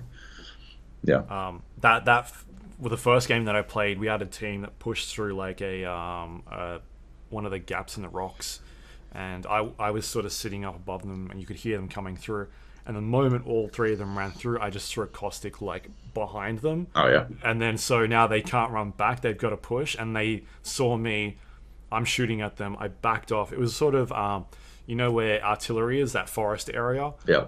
To the south of artillery, we were up in there, and so all of a sudden they're chasing me, but I'm just throwing like these caustics like at them. Yeah. But before we actually got there, I'd been setting up, and so I was putting all these caustic traps in the bushes, and so there was like fucking 4 or 5 of them in this small area, and we're just getting like, you could see the numbers just pouring out everywhere. Do it. So I think he's fun to play, but if you're the type of person that's like, I want to win a game, it's like Wraith, Lifeline, Bloodhound, Pathfinder. No, definitely not Pathfinder. 100%. Fine. Not Gibraltar. Who's the chick? I keep forgetting her name. Anyway, her Bangalore. Bangalore. She drops the concussion Yep. rockets. They're like Bangalore. I think is better than Gibraltar, mainly because of the hitbox issue on Gibraltar. I still like playing him because I think his ult is very powerful, but his hitbox is they sort of nerfed him a bit in that his ult wasn't affecting teammates, and now it does. So yeah. Yeah, that's so good. they fixed that. That was a mess of a fix. Yeah. But he got a little bit worse with it, so that's a bummer for him. But because Bangalore was affecting your teammates. Yeah, and now so does Gibraltar. But yeah, they fixed his hitbox as well a little bit, but it's still. But like, that's the thing where, how do you fix that? Because now all of a sudden, if I'm shooting somebody, it's like, oh, I'm hitting them, but it's not taking damage. You know what I mean? No. Because they were big blocky characters, they had big blocky hitboxes, and so they made them really form fit the character model. Right. That's how they fixed it. Pathfinder's fucking amazing, and I cannot believe he's not in your top tier. His fucking mobility is out of control, and the only reason he is not the same tier as Wraith is because Wraith is 50% the size of fucking Gibraltar. If they were the same size, people would pick Pathfinder 1000% of the time. Yeah. Anyway, I'm just saying, don't fucking pick on my robot boy. Good to, like, again, we've mentioned this a lot. Good to see them updating. It's still too slow. Yeah. They need to be updating it more frequently. I've seen complaints from people that, from streamers in particular, Oh yeah. saying that, like, yeah, cool, but it's like they're not updating it quick enough. Their Yeah. games be getting a bit stale. Yeah, I understand the perspective. I don't feel it myself. I'm still having shit tons of fun with it. Hmm. Yeah, yeah. It's a good patch. They definitely. That doesn't mean I don't agree with the fact that they need to be updating a lot faster, and they absolutely do. And the season is apparently supposed to last 3 months. It should not last 3 months. It should last 1 month max. And I don't care if they're not ready to release the next hero by then. They should still do something to get people interested. Do something like fucking Fortnite, not to Fortnite's extent, but like do something to fucking change the map. Blackout added a yacht or something. You know, do something wacky. Make us go visit the dinosaurs or something. I don't know. Make the dinosaurs visit us. Oh, What are you yeah. talking about? Make the dinosaurs visit us, and they're like these world bosses, and they fuck everyone up. Amazing. But yeah, We never talked about it, but did you see the Reddit post, the dude that leaked the map for Apex Legends like a year ago? no, And people on Reddit were giving him shit. no. It's like, this just looks like somebody's got a bunch of fucking like maps from Titanfall and stuck them all together. And one dude was like, "Oh, there's those dinosaurs kind of look like something that would fit in like a Titanfall thing." But it never got any traction on Reddit because everybody downvoted this dude to hell because they were like, "Fuck this." So That yeah, is that was amazing. that was pretty funny. So yeah, it was leaked a long time ago. That's gold. Nobody just gave a shit. I had no idea. Yeah. Yeah, I mean, the next week's going to be really interesting. As you talked about, Battlefield 5 Firestorm is coming out. Oh yeah, EA's we're playing the fuck out of that. like, I'm hoping it's good. I'm so fucking amped. The map looks fucking huge. It looks amazing. The trailer they released looked awesome. I assume it'll have the Battlefield 5 gunplay. I don't think it's out of turn to expect something like that. Yeah, I don't know. My expectations are high. And 4 players, so yeah, I figure if we've got a three squad, we can go play Apex, and if someone else joins in, we can go play Battlefield. That's how I see it working. Yeah. Yeah. I'm still very curious to see what happens with that game in Yeah. terms of its player base because you're splitting. I mean, Battlefield's already got a stupid amount of playlists, and they add this in there. Like, what happens next? Like, what's the what happens to regular Battlefield? What happens to their weird their weird weekly challenges where they force you to play a certain fucking mode in order to get a new gun in the game? Yeah. Yeah, look, all of everything about how EA is monetizing their games right now seems fucked to me, but like I cannot understand why they're doing it the way they are. It just feels like it's whale hunting. We're back in the old days of whale hunting. And I'm not a fan of it. But, yeah, I mean, to me, the biggest problem is we had PUBG. That was, I feel like, an outlier in terms of battle royale games. That time has now passed. I loved Blackout in Call of Duty Black Ops, but that needed to be a separate thing. That needed to be its own game or its own free-to-play thing, because yeah, you're going to run into these things where Battlefield, Call of Duty are yearly events, and they come out every year. And what happens next? This year. Yeah. We might get to that a bit later. But like Battlefield, I think have done the wrong thing. It should have been a free-to-play mode, and then monetize it separately from their. But I think it's too late because they announced this thing a year ago, and they kind of backed themselves into a corner. I still think they can spin it out into its own thing. I don't think it's stuck being a part of Battlefield.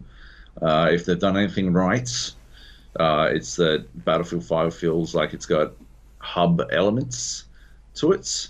In that, you can ostensibly launch into Battlefield 1, or perhaps, Battlefield Battlefield Royale, or whatever the fuck. Battlefield Royale. And they just make a bit of a hub where you just play that until, whatever is next for the series. Because Battlefield isn't the yearly one, right? Like it's too yearly, but yeah. But at the same time, they're alternating between that and Star Wars as well. True. Um, But Star Wars this year is going to be more single player focused, as I understand it. So maybe their big blockbuster at the end of this year is single player focused, and they're happy to just let Battlefield do its thing for a little while longer, and that'll give them the opportunity to work out that they need to support games properly these days, as opposed to one and doneing shit, which, obviously Activision is keen to do, but we'll talk about that later. Yep. All right. The Division 2. The Division 2. More like the Division Poo. Here we go. Luke, tell me if you can guess which game I uninstalled this weekend. It's the Division 2, Luke. It's PUBG. The Division 2. No, I uninstalled that ages ago. The Division 2 is crap. Oh, it's crap. Why? Why did I think it was going to be any different? Why did I allow myself to be tricked into thinking that it would be any different to what it was? Played it, had fun while I was playing with you. That was about it. Made it a level 18. And I realized that all I was really doing was the same shit over and over. I don't really see how the Division could be fun. I don't know how I didn't see it earlier. I should have seen it earlier, really. But it's got bad shooting, like squishy enemies. It's got bad cover system. I mean, the amount of times I've been popped out of cover for seemingly no reason. It's inexcusable in the year like 2019 to have a bad cover system, in my opinion. It was inexcusable back in fucking 2009, when we'd already seen that Gears of War could nail it without fucking trying. So yeah, this much later, there's just no reason to have a bad cover system in a game, and Division definitely hasn't. There's not enough variety. It's like, all the enemies have good AI, and they have, different versions. There's different, squads, and they do different things. These guys use drones, and these guys heal up, and blah, blah, blah, blah, blah. But all it really translates into, at the end of the day, is you taking cover and shooting non-stop until something eventually dies. There is a bug. Luke doesn't want to believe it, but there is a bug where if you queue with high-level players, you get one-shot by the high-level enemies because the game didn't fucking correctly factor armor into how it was going to allow you to die. Sure. And yeah, I said it's a bug because it's not. People were saying that that's the way the game is, and it's not. It's either a bug or you were saying it didn't happen. You didn't say it was a bug. You said it never happened. No, I'm saying because you're like, oh yeah, I've got my GTX 2080 here from Nvidia.com. Where I get all my big money, but I'm not getting my big fucking Nvidia cash. I make sure I get all the best stuff from Ubisoft.com. Well, I'm gonna go and watch the Rainbow Six, and then I'll just that like button, suck on Division's dick a bit, and we'll see what else we can get up to. Yeah, look, it tastes better than the EA dick joke. Oh my fucking god! I cannot believe you would pitch the whole Anthem money thing and then so blatantly jump all over the Division 2's fucking rod. Because they didn't send me to Washington, D.C. to is Montreal, to walk around. Montreal different. Montreal is cold. I was in a hotel most of the time. No, like, if you go back and read what I was saying, I'm saying that it is not a constant issue where this thing is happening all the time. It's either a bug or people have gone into the wrong areas. Absolutely, it could be a thing that's happening, but I'm yet to see video from anybody that's saying, "Oh yeah, I'm getting one shot all the time." That isn't playing in the right area. When I see video Or it's of this constantly happening. then I'll change my mind. Until then, I'm yet to see people in groups constantly getting one shot by mobs. It occasionally happens when hit from a sniper and you don't have full armor. That's not getting one shot. First of all, if you don't have full armor, that's not getting one shot. That's getting shot by a sniper. That's how sniping works. And second, and that's what I'm saying. People think they're getting one shot, but they've missed armor. That's, I think, one of the problems with the game. It does a bad job of not telling when you're getting hit. If you're not on our Discord, you wouldn't see this, but I had to scroll up for half an hour to get to the point where I could actually read that comment direct from Luke. That was Luke's writing, by the way. I had to scroll up for half an hour because people on our Discord all jumped in to say, "Yeah, Joab's right. That's how it's happening. It's happened to me." And that's exactly how it happened. Luke still want to jump in and be like, "No, it doesn't happen. You're all wrong. You just don't know when you're getting sniped." Some people just never know when they're getting sniped. Did you see some of those players that were saying they were dying in one shot? It was like fucking Gerald. That I can expect. I don't think that guy knows what cover is. Having played a lot of games with him. I jumped into a game with him on the weekend, and I legit told him to stop taking cover from a point that wasn't directly next to him, so to me, so I could just get him up easier, so I didn't have to switch cover to get him up again. Yeah. Anyway, my point is that it's like people are saying that this is like a thing that's happening in the game, and it's not. It's either a bug that occasionally is happening, or people not understanding they're being shot and thinking they're getting one shot because all of a sudden they're down. I've not seen video of somebody being like here's an entire squad getting fucking wiped in an area that they shouldn't be in. I saw it happening in the beta, and that's because we were running into areas that were next to the dark zone that were like level 27, and then we'd aggro people in that area because even though you couldn't like cross that threshold outside of the map, I think you could go past it, but it'd like respawn you back after 3 seconds. But if you aggro people in that area, they would just one-shot you straight away. That's the only time I've actually seen it in practice during the game. 1000% happened to me. It's second not me time, not noticing how the fuck I'm getting one shot or whatever the fuck.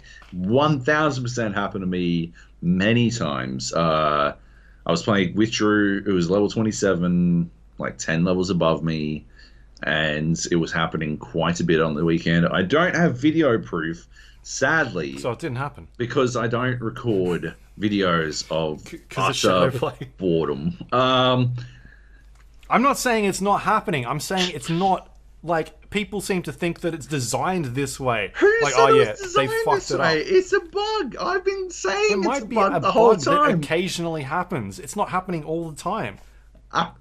We were like, I played on the weekend with our crew, and I was 27 running around with level 12s, and I was in their game, and we were playing perfectly fine. The only time I've seen it, the thing you're describing, was when we were playing with you, and we played on hard on that one mission, and we were getting, like, not even then we were getting one shot. Like, some of us were definitely getting two one shot. Yeah, but that was because we were playing on hard on a mission we shouldn't have been playing hard on. But I was still taking way more damage than you were, wasn't I? No, if you were getting 2 shot and I was getting 1 shot, then I was taking at least twice the damage that you were. I was definitely getting 1 shot, but I was in cover a lot. Now he's getting 1 shot. Now he's getting 1 shot. But that's because we were playing on a high difficulty. It wasn't a bug within the game that we occasionally had, like, edited one-off thing. Okay, no los dos. Maybe it was both. Maybe it was a bug and we were on a higher difficulty, so it was exacerbated. Anyway, it's a moot point because the game is boring as fuck. Yeah, you just you fucking run up behind. You shoot things, but that's the game. It's the same as like complaining, you click on things in Diablo. That's what you do in Diablo. No, there's a reason. There's a reason. It's to get better loot to pursue the fucking power fantasy. This is what we've been talking about for fucking weeks. It is the pursuits of the power fantasy, and that pursuit doesn't exist in the Division because you never fucking feel that powerful because all the enemies scale up alongside you and get harder as you go. But that's what happens in Diablo. You Oh, go from each world or nightmare tier and everything scales up higher. you can still go fucking punt some shit. You Yeah. still go. You can do that in the fucking wreck Division. You shit. put on normal difficulty and just fucking run in there and murder everybody. You absolutely cannot. You can. You can't. We were doing it last night when I was playing with the guys. Me and Kleb were in. Yeah, world- once you finish the game, once you play for 40 hours, you manage to get through the end. Oh, now you can fucking do it. Now you can go back and fucking pump whatever the fuck you want. Yeah. That's the same as Diablo. You can go back to normal difficulty. Or You just shred scale it up. everything all the time in Diablo. You're just like, No, you fucking don't. skeletons dead. These goblins dead. These ghouls, fuck you. This fucking goat thing, fuck you too. I Bitch. died more times in Diablo in a That's fucking run because at you Diablo are than. bad at video games. That doesn't count. You can't put that on fucking Diablo. God damn it. That's well harsh. Yeah, it's about the pursuit of power fantasy that doesn't exist. There's no like. I never feel like I'm fucking getting any power here. I fucking run. It's because you didn't get the sick LMG that people are finding. I think Kleb found it the other day and he likes it. Is this the one that powers up how fast the rate of fire is? The one you were talking about last week? Yeah, I think he found Sounds one like sick. that. It did sound sick, but yeah, it is because I didn't fucking get any decent loot, I suppose. But how is that on me? Like, that's the fucking loot chaser experience, is to at some point give me fucking a taste of power to keep me going. Otherwise, I spend how long did I play it for? 18 hours. Otherwise, I spend 18 hours playing a game where I'm just like, yep, cool, okay. Inventory management time. Okay, now I've got a new Uzi. I guess it's slightly more powerful than my assault rifle, so I'll use that instead. At least you can manage your inventory in the game. Unlike Anthem, we have to go to 3 Why do different you bring screens. Anthem into this? Because you gave it like a 9.5 when I you reviewed it. fucking never did. First of all, I never reviewed it. Second of all, I shit on it harder than fucking anyone did. And this guy over here is still fucking like, I love me some fucking Division. Fucking hell. Everybody loves the Division, Oh, except for you. Because the glass hasn't shattered yet, and I am here to shatter that glass. The reason that Destiny works is because it has dexterity-based, interesting gameplay. There's no interesting gameplay in the Division. What of interest are you doing? Well, Shooting things. can't I shoot things in Apex? Can't- Sure. Okay, why would I play the Division then? Can't I Because shoot it's- things and grapple in Apex? Can't I shoot things and lay toxic babes in Rainbow Six? Can't I do these things plus other interesting things in heaps of other games? And Sure, you can. the Division does the fewest interesting things. Like, it does fewer interesting things than Anthem, right? While functioning better than Anthem ever did. But, like, it is far less interesting than Anthem ever was. So how the fuck is the Division getting all these passes just because you got in early and so you get to fucking crush on all the fucking little nooblets when you come across them in the dark zone? That's all it is. You got in early too. You just didn't play it as much. I think everybody's past you at this stage. Fuck yeah, probably. Because I was bored. I'm just like, what am I doing? I don't care Killing about the things. story. I don't like. Yeah, it's not mechanically interesting at all. Like, I throw out a turret, throw up a drone that is apparently broken. They fixed it. They Two- bugged it for a day and a half or whatever. Yeah, like, it's just. Right. No game has ever made me feel more existentially lost than playing through the Division and sitting there going, what the fuck am I doing? Why? So Anthem's better than the Division, is that what you're saying? That is absolutely not what I'm saying, but it's a good little distraction there. to try to I dodge think what you my just said very valid concerns. is that Division is a 4 and Anthem's a 9.7 now. Out of 10. Having played the Division, I'm going to give more points to Anthem out of respect to BioWare for trying something different, which the Division never did. Right. Yeah. All right. So you don't like it. Fair enough. I managed to get to the I was at the level 30 cap for quite a while because I was running around on the weekend with everyone else. Just. Can I just point out? Sure. It seems a little harsh that I would spend 15 minutes explaining to you that I hate this game, and now I got to listen. I won't be long. Love this game. I won't be long. Yeah, so I was at level 30, which was the level cap for the main game. And once you finish all the main missions, it opens up these strongholds, which are basically where the factions have their like outpost. And there's 3 of them because there's 3 different factions in the game. The main game. There's the first 2. There's one of them that's really good. It's a stadium. I really like that mission. Like the layout of it is really cool. It reminds me of there's like a stadium mission in the first division that I think it was a stadium mission, but anyway, it's like it feels very similar to that. Like, oh, cool, that's interesting, but it looks outstanding. The second stronghold is like a military camp. It was shit. It wasn't very good at all. And then the third stronghold was I really like that one as well. Once you finish the game, that's when basically it goes into what's called World Tier 1, which is something from the first division. It's this scaling system where you can keep playing the game and you get better gear, and then it increases the difficulty of the enemies.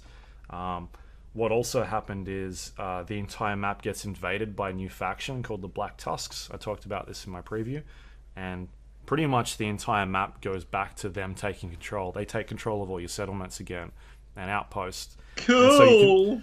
And so you go out and you start replaying the main missions from the earlier game. It's the same locations, but the objectives are different, and there are different enemy types. And so the actual environments are the same, but the things you're doing in the missions are different, and it gives you a bit more things to do there.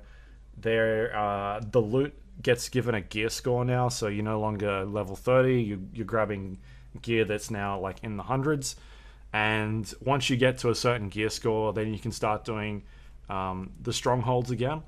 And that, once, as far as I'm aware, because I haven't done that part, but once you start completing these strongholds, it pushes you up another difficulty scale, and then you can go out and basically keep increasing the difficulty of the enemies out there. They're like 5 tiers, right? I think at the moment there are 5, or there could be 4. Right. And they're releasing a 5th. I'm not 100% sure on how that works. But there are like new missions that open up, like side missions that gives you to do. I haven't done any of them yet. And from what I understand, there is an extra stronghold at the end of one of those tiers as well. So a brand new stronghold mission. But yeah, it's not exactly like, it's not replaying those same missions again. It's, you go in there, you're in the same environments, and they're giving you different like objectives to go and do. For example, like the first mission is, I think, that hotel, and one of the key fights in that hotel is you get up to the roof, and you sort of, at the first time you play it, you're up on those benches up the top, and you've got guys coming through near the doors, and then there's like not a jacuzzi, the thing in the middle. Water feature. Yeah, there's a thing in the middle anyway. But when you, for instance, during that particular mission, this time you're in that middle section, and you're defending a point in that part, and helicopters are flying in, and Black Tusks are like rappelling down the helicopters, and they're sort of dropping in all around you on that map, and you've got to stay within that circle for however long it takes you to control that point.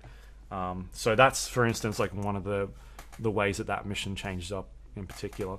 I haven't played a lot more in terms of the other content, but from what the other guys are saying, that it seems to play out that way on all the other missions, and there's things that open up and whatnot.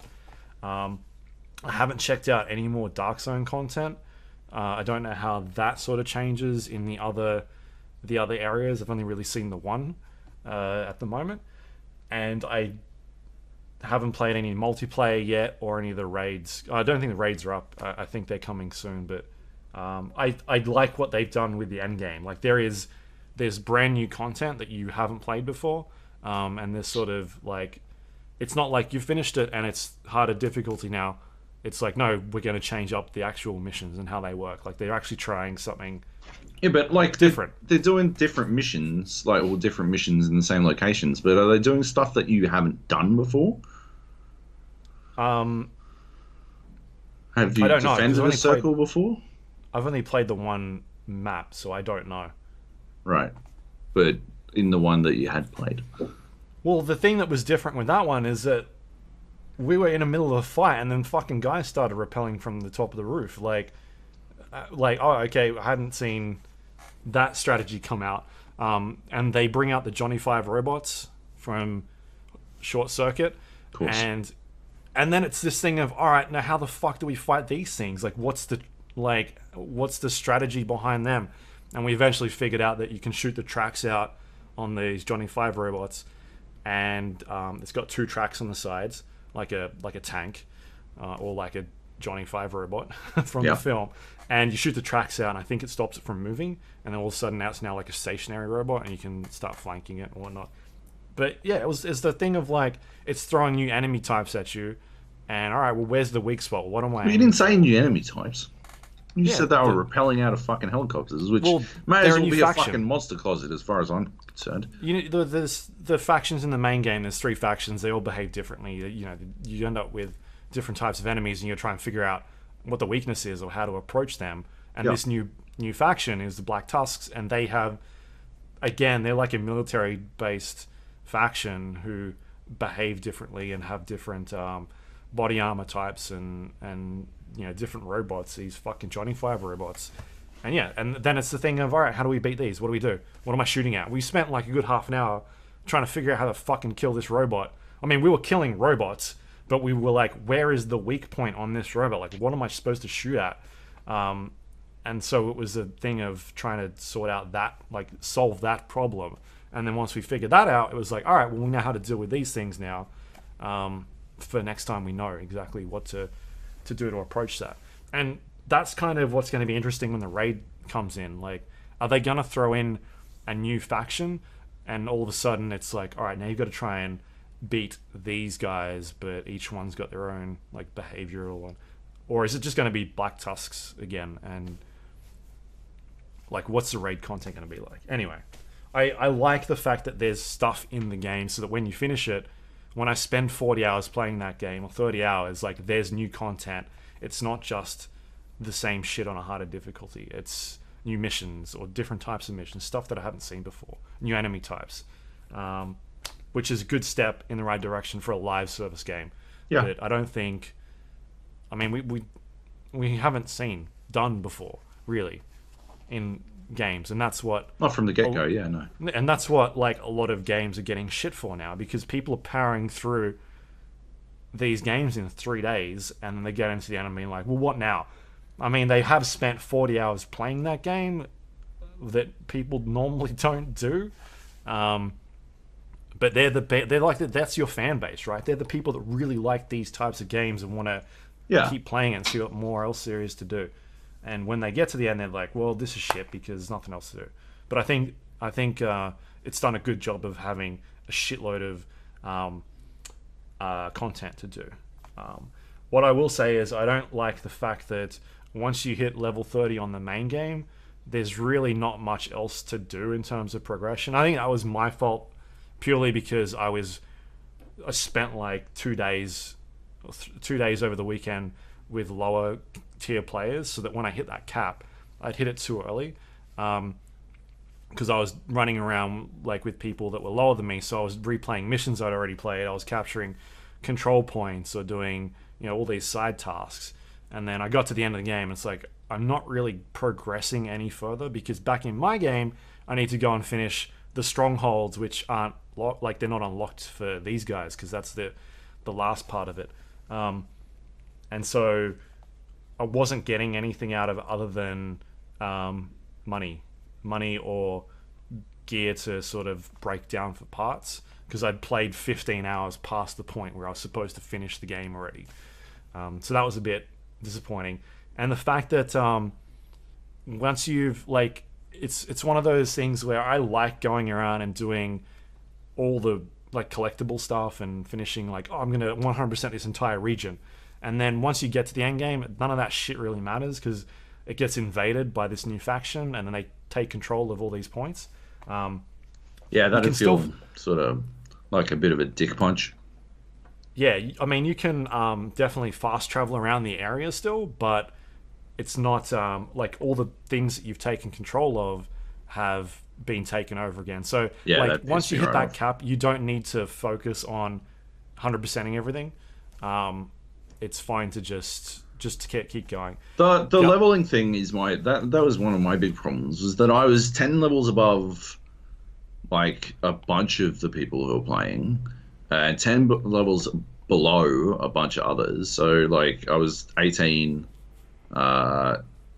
you were 30, Kleb was 30, Drew was 27, and then below me was like Bear and Praetorian, and like those guys, they were all like 10 levels below me. And so I wound up in this position where I'm like, I remember I was like trying to convince you to come power level me through, and you're like, I don't want to go play the same shit again. And so I'm like, okay. But this is where you didn't stay and listen. So if I go and then play with the other guys, I'm going to have to go and play all that other shit I've already done again. So, like, it's basically the same as fucking Division 1 as far as I'm concerned. Like, none of the level 30 players want to play with me because I'm too low a level, and I don't want to play with anyone of the low level players because they've already done all that shit. That wasn't what functional we said. Identical. It is what you said. You didn't listen. What? You weren't listening because you disconnected straight away. I'm like, why didn't he listen? What? I didn't. So I was doing those strongholds at that stage. I'd been like replaying the same missions over and over again. I got to the point where I wasn't like making any progress in my game, and so you should have came and played with us. I couldn't. You could. I can't do strongholds. No, I can't. You can. If we've already unlocked it, it's fine. The game is like in big fucking red letters locked until level 30. So how would I figure I'd be able to fucking do a stronghold? But if you're jumping into our game, it's okay. I get dragged up to level 30. Yeah. And the game works pretty well in terms of like saving your progress. So if you're completing missions where you're not actually up to that stage in your game, once you go back and like get to that stage, it'll go, oh, he's already done that. So you'll finish a mission and it's like, well, all right, strongholds are unlocked now, but he's actually already done these, so they're all completed as well. It's like that problem we talk about with Far Cry, where you play all this shit and none of that really matters because it's saving it on somebody else's game. Whereas in the Division, it remembers, all right, he's done all this stuff, he's now at this stage, so I'll mark that as being done. What we were trying to tell you is that you come play with us, like jump into our game. Perhaps 4 hours later, you would have gotten to that point, but I didn't particularly feel like wasting the rest of my life waiting for you to get there. So I'm like, cool. Well, I guess I'll just go play Baba Is You, and that's what I did. On the toilet. On the toilet. I'll go back to the toilet. That's definitely how it felt, because I would have been getting one shot anyway.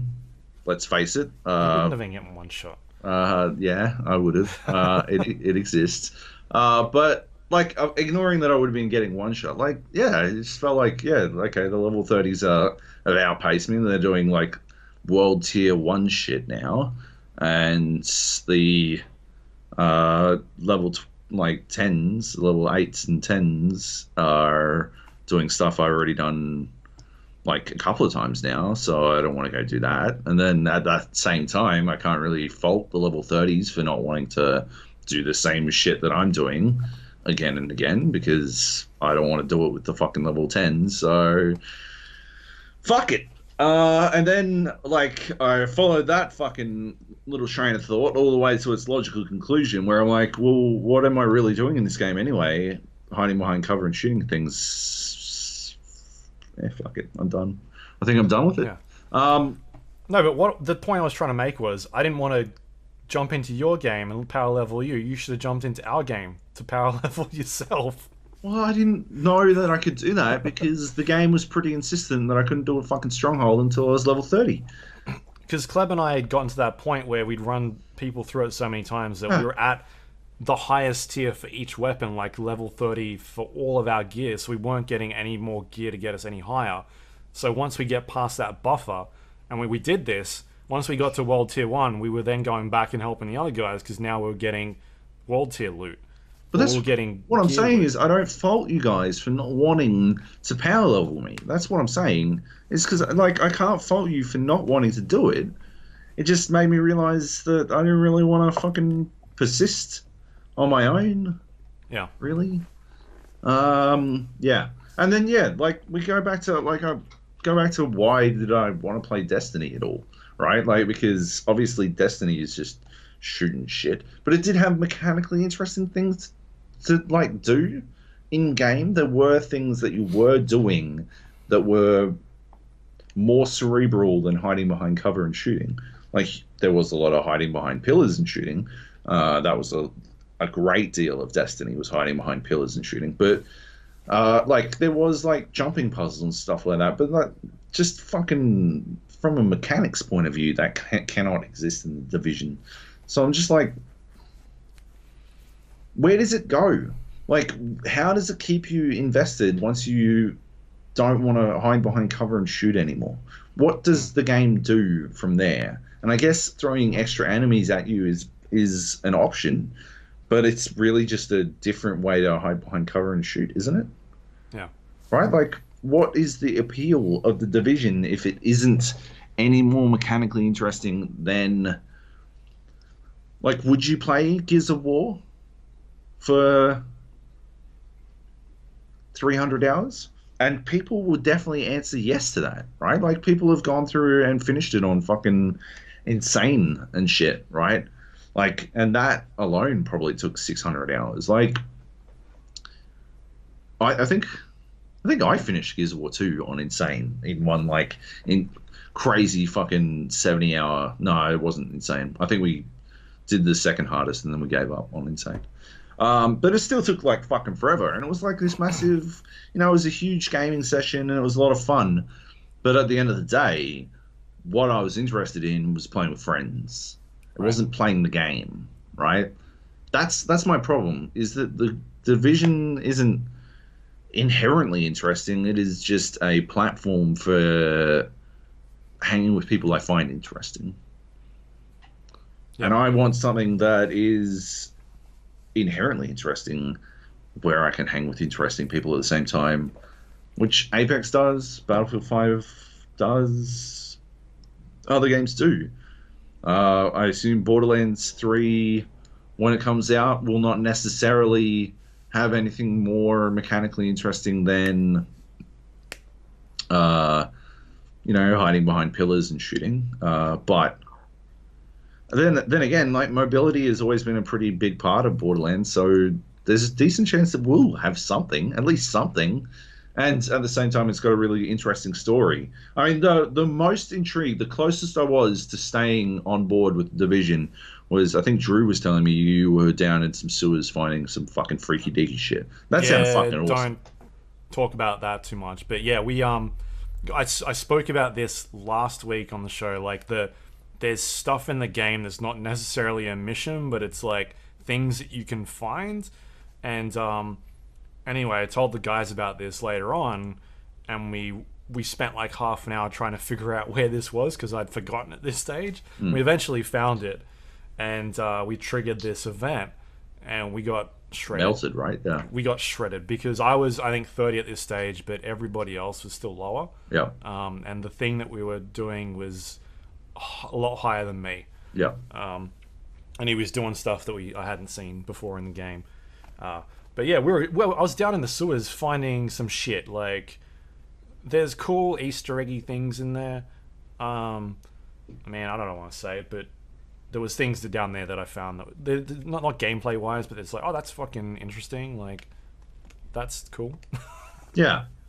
That was the most interested I'd been in the game. And that's passive, like, storytelling through the world, right? Yeah. Passive world storytelling. Because the generic post-apocalyptic storytelling of the Division 2, the stuff that, like, the bread and butter, I find unbelievably uninteresting. I'm just like, oh, I don't care. And it doesn't help that I haven't been invested from the get-go, right? Like, perhaps if I did care from the get-go, yeah, I'd be in, but I don't know. I never gave a fuck about Destiny's story, and I don't think I made the wrong decision there. I didn't give a fuck about Anthem's storytelling, and I don't think I made the wrong decision there. I only know that Diablo is called Sanctuary because I wound up having to write a bunch of video scripts on like the anniversary of Diablo 3. Right. That's the only reason why I know anything about Diablo 3. Having played through that game as many times as I have, I 1000% still thought it was called Trickstem, where you were hanging out and shit, when it 100% isn't. Like, yeah, I don't give a fuck about stories and loot chasing games generally. Borderlands is the exception. Division did nothing to change that, except for the stuff the interesting stuff you found, the side stuff you found. Yeah, I don't know. Yeah, I looked into it. Apparently, there's more than one. There's like a bunch of them. Oh yeah. But I haven't even until we can figure out how to do this first one when we get. You don't think you can do it now with your world tier gear? I don't know. I need to see where the other guys are at. I mean, we probably could. Right. Yeah, but he was doing some things. Right. The thing we were fighting was doing some things that we hadn't seen and weren't really sure how to deal with. Right. Yeah. But yeah, a couple of things I want to talk about as well. Sure. Before we wrap up, the maintenance work that the Division are doing. Before the game launched, they did a maintenance downtime on, I think it was the Thursday night before the game released. Yeah. In saying that, they were selling a premium tiered version of the Division 2 where you could get early access. You would pay, I don't know, double the price, 120 to 150 bucks, depending on what version you wanted. And in doing that, you would get early access. In Australia, they had the maintenance during peak time for us, which is, I mean, peak time. When I mean peak time, I mean between 6 and 10 o'clock at night. And the maintenance time cut into our nighttime session. On the Thursday, it was down for a couple hours. Yeah. So the 3 hours that people wanted to play they basically lost a night for early access. I think that's a bit shit. Yeah. And then on the Saturday, they also did a maintenance, which they announced 15 minutes before. Yeah. Because we were in the middle of playing. We jumped on, and it was at 9 o'clock at night. I jumped on, I think, at 8:30 to play. And we immediately got like a message saying server's going down in half an hour or 20 minutes. And we jumped onto social media. Couldn't find anything on social media. Couldn't find anything on their forums. And then 15 minutes before it was scheduled to go down, they put out a post on Twitter saying servers are going down for an hour and a half of maintenance, scheduled maintenance, a day after the game had released, during peak time on a Saturday night in Australia and New Zealand. Was it scheduled maintenance? No. Is that what they said? Well, emergency or maintenance. Scheduled? Yeah, right. Okay. Or scheduled maintenance. Yeah. Right. That's shit. That's trash. That is garbage. They should have been prepared for that. Like, I understand you have to do maintenance at some stage, but man, either schedule it out for better times, push it back a couple hours. So I think at that stage it was 5 o'clock in the morning in Canada or something like that. Like, right. Man, just think about it a bit better. There are other games out there that have done a better job in terms of maintenance, and to do it the day after the game's come out, like the game hadn't been out for 24 hours officially. Yeah, it must have been taking it down. some sort of fucking security thing, right? Sure. That Yeah. had to be it. I saw the creative director talking about it, and it's something they said they were going to discuss, but probably nothing will happen. Like Yeah. that was the general vibe of the way they were talking about it. I think it's trash. It's shit. Yep. So yeah. Anyway, Cool. that's it. Should we go on the next game? Yep. That's it. That's it. Sekiro: Shadows Die Twice is the new game from FromSoftware. Tell me it's garbage. Tell me it's garbage, damn it. The creators of Just say it's garbage. Dark Souls, Demon Souls, Bloodborne. Tenchu, Armored Core, like a fucking ton of games. Yeah. But I guess the Soulsborne series has really been their the thing they've been known for the last Couple of years, yep. couple of years. We've seen a lot of AAA developers really try and inherit their combat style. For a while there, everybody was really going after Batman, Arkham, Yep. the Arkham games, and then since then, everyone's like, let's go after Dark Souls or Demon Souls or Bloodborne, because they have, I guess, made one of the best combat system in today's generation of games. Yep. If anybody doesn't know about those types of games, they're extremely hard. They take a lot of patience and practice to get through. They're extremely punishing. Yeah, Maybe not Yeah. hard. yeah, punishing and challenging. Yeah. Sekiro is a game that is different to those types of games. It's not an RPG.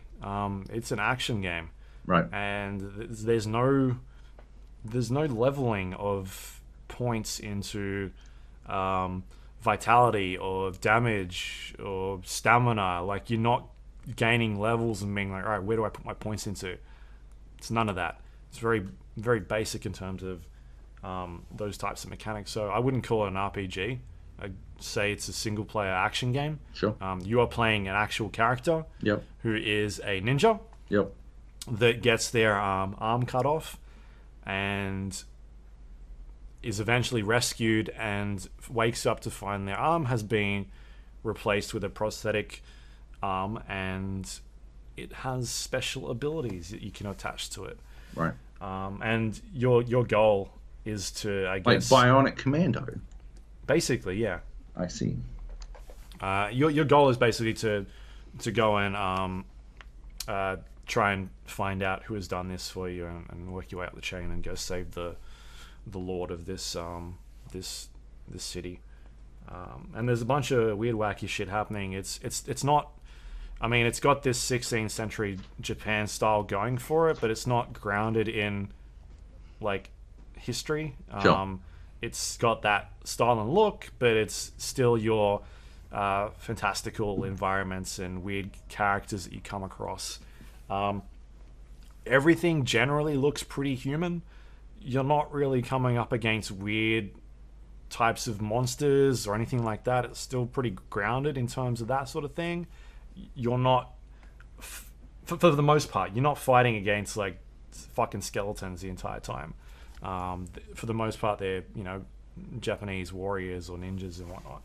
And being a ninja game, they change up the combat quite a lot, which is something that FromSoftware likes to do in these games. Which Dark Souls sort of set this combat system up. Bloodborne changed it quite a bit by adding your gun. They removed the ability to block things and replaced it with like a parry system where you had to shoot stuff in time. And then this game has changed it up even further, where you are wielding a sword, and there's like a parry blocking system going on with like a metered bar that each person has, either yourself or the enemy that you're fighting. And each time you strike an enemy, you are either damaging them if they unsuccessfully do not block, or if they manage to block it, they take on a bit of this, like their meter sort of grows over time, and if it gets to a point where the bar gets full, they are staggered, and you can do a like a death blow on them, like a high tier amount of damage. So you've basically been replaced by a sword and shield, and you're now blocking things with your with your sword, and there's no longer like a stamina bar. That's more or less like your posture. And if your posture gets full, then the enemy can do a high tier damage on you. So it's sort of like, do I roll out of the way, or am I blocking at this point? Like if I try and block again, I'm gonna go past that threshold and be in a lot of fucking trouble. So you've really got to manage, like, when do I block, when do I parry, or when do I roll out of the way? And if you manage to do like a successful deflection, which is sort of like a quick time event, you've basically got to wait for them to strike you and then time it correctly. And if you manage to get the timing right and pull off one of these blocks, it fills up the bar like significantly, and you'll be able to counter them sometimes with a death blow and do a high amount of damage. So yeah, the actual combat is completely different from Dark Souls. I am the type of person that plays Dark Souls. I've said this before, sword and shield. Yep. I like to just hold my shield up, take a bunch of stamina damage, and then figure out, all right, I can roll out of the way and just hit someone. You can't do that anymore. You've got to time these blocks correctly. Or if you don't time the blocks correctly for a good deflection, you'll take damage. So you've really got to watch these movement sets of these enemies and figure out exactly when to hit that button. And in true, FromSoftware style, the enemies you come up against all have different move sets. You've got to learn how they behave, how they're attacking you.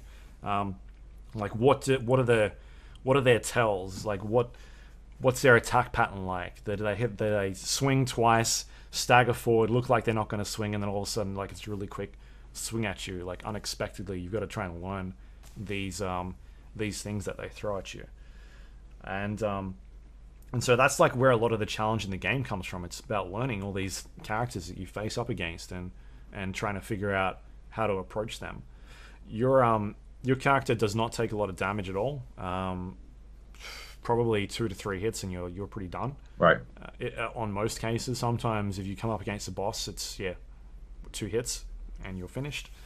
But the mechanic, and it's in the title, is called Shadows Die Twice. Your character has this ability after they've woken up, who is able to resurrect themselves after they are killed. So you get a death prompt that comes up on the screen, and if you have enough meter build, you can resurrect yourself and come back to life. And the way it works is you'll have a little notch on the screen, and if that is full, that's what allows you to resurrect. And as the game progresses, you can get multiple of these throughout the game. And the way you build it up is by killing things. And so you'll have to go through a dozen enemies before you fill up one of these bars. Generally, if you've got more than one. I think by default, the one is always there. But you can't resurrect and then be in a fight and then die straight away and resurrect. There's like a limit on how you can do that. I think if somebody kills you, you've got to actually go and kill that thing that killed you before you can resurrect again, or at least wait a certain amount of time. Right. It basically like crosses it out. It says you can't resurrect until you've done this thing. Yep. And so there's a bit of like skill to it. You can't just sit there and keep constantly resurrecting over and over again. Sure. There is a... What happens if you die twice? Yeah, so there is a punishment system. If you end up dying, you come back to life, back at your spawn. So exactly the same as Dark Souls Bloodborne. You're respawning at these idols throughout the game, right? Which is basically a bonfire. And you lose half of your experience and half of the gold that you're carrying. The way experience works is you're not collecting souls per se. You're just collecting experience from things you down. Each time you fill a meter in your experience bar, it ticks to a point up. So you start off at 0. You fill up the meter of experience. You go to 1, and at that stage, once you hit that next sort of tier, that you're safe. You're good. You don't lose any experience. So it's only while you're going from an entire bar that you lose half of that experience. Sometimes there's a mechanic in the game called Unseen Aid, and I think by default it starts off at about 30%. If you manage to trigger an Unseen Aid, then you have a chance to not lose any of that experience or gold. and each time that you trigger that and you die, the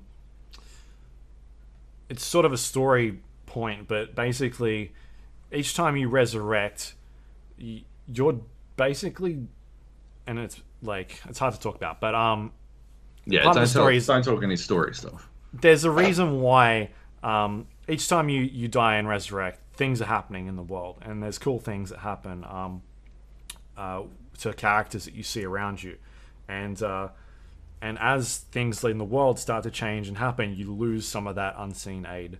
It's kind of like I guess in Dark Souls, the first couple, where each time you respawned, you would lose a bit of health bar. Yeah, like your humanity. Yeah, not the same sort of system, but Similar. they're trying to do things that are different that Yeah. affects the gameplay. It's to have some sort of repercussion of you constantly dying over and over again. So anyway, you're gaining experience. There are skills in the game that you can find and unlock.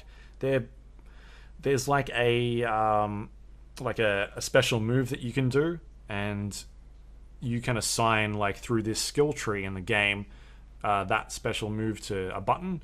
And as you progress further and further in the game, you can get like better special moves, but also like upgrade your character. Right. So it might be your artificial arm that you got, your prosthetic arm, can have different abilities, and you're able to upgrade some of those abilities through the skill tree to make you stronger and better.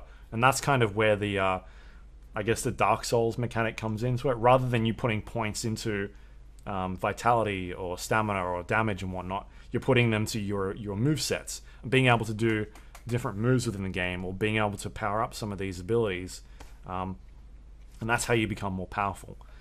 And so it could be things like, for instance, one of the prosthetic arms that you can get will shoot fucking fire out of it, and that's how you can do fire damage to people. Right. And one of the skills might be, all right, you can, in order to do this fire damage, it costs sort of like it costs a resource. So if you want to think about it, like in terms of Dark Souls, it'd be like mana or something like that. I didn't play Magic in Dark Souls, but I'm assuming it's mana. Sure. Anyway, it costs a resource, and you might be able to update the skill points so that you've got more of that resource to use within the world. So rather than you being able to use it 3 times, you now use it 4 times. And the same goes for, like, there is a health potion that you can drink, and you can level up this health potion. It's an Estus flask, but it's not called that. And, at one point, you're like, all right, I want to put a point into this part of the skill tree, and it means that I can heal more when I take a sip. Very, very So similar. it's skill tree focused as opposed to leveling up focused. Yeah, so you're unlocking these skills, and throughout the game, you find different, like, texts, and all of a sudden now you've got other abilities that you can do. Right. There are these enemies that are attacking you. I talk about death blows. I'm listening. Sometimes they've got these special move sets that you can't actually block. It'll come up on the screen like a quick time, and you'll be notified like, hey, this is a thing that you cannot block. You've got to do a particular move in order to get away. Sometimes it could be like you've got to roll out of the way, or you've got to jump, or in order to deflect it. Whereas if they hit you, then they're going to do a significant amount of damage on your character. And so as the game progresses, you'll start to learn some of these move sets that can counter these like death blows towards you. And so all of a sudden, at the start of the game, where enemies are doing like a specific move on you, it might be like a thrust. They'll thrust at you with a long spear. At the start of the game, in order to dodge that, you've got to roll out of the way or sidestep. But as you progress, you'll get a skill that allows you to counter that. So all of a sudden now, if they thrust at you, you know that, I've got to press B to step in towards them, and he'll counter that with his own move, and then you'll do damage instead. So as you start leveling up your character, you get more and more move sets added to your arsenal, which allows you to deal with other characters and their moves. It's sort of like a scissor paper rock system, where if they do this specific move to you, what do you do to counter that? Like, what's my thing that I need to beat that? I might not have it yet, so I've got to dodge out of the way. But later on, when I get it, I know I press this button. And it's again another quick time thing. You've got to do it in the perfect timing, but I counter them with a huge amount of damage. Yeah. So yeah, there's no points-based system in the RPG. A lot of skill trees, and that's the same with your prosthetic arms and whatnot. You get a bunch of upgrades to that. You're not out there finding gear. You're not finding new swords.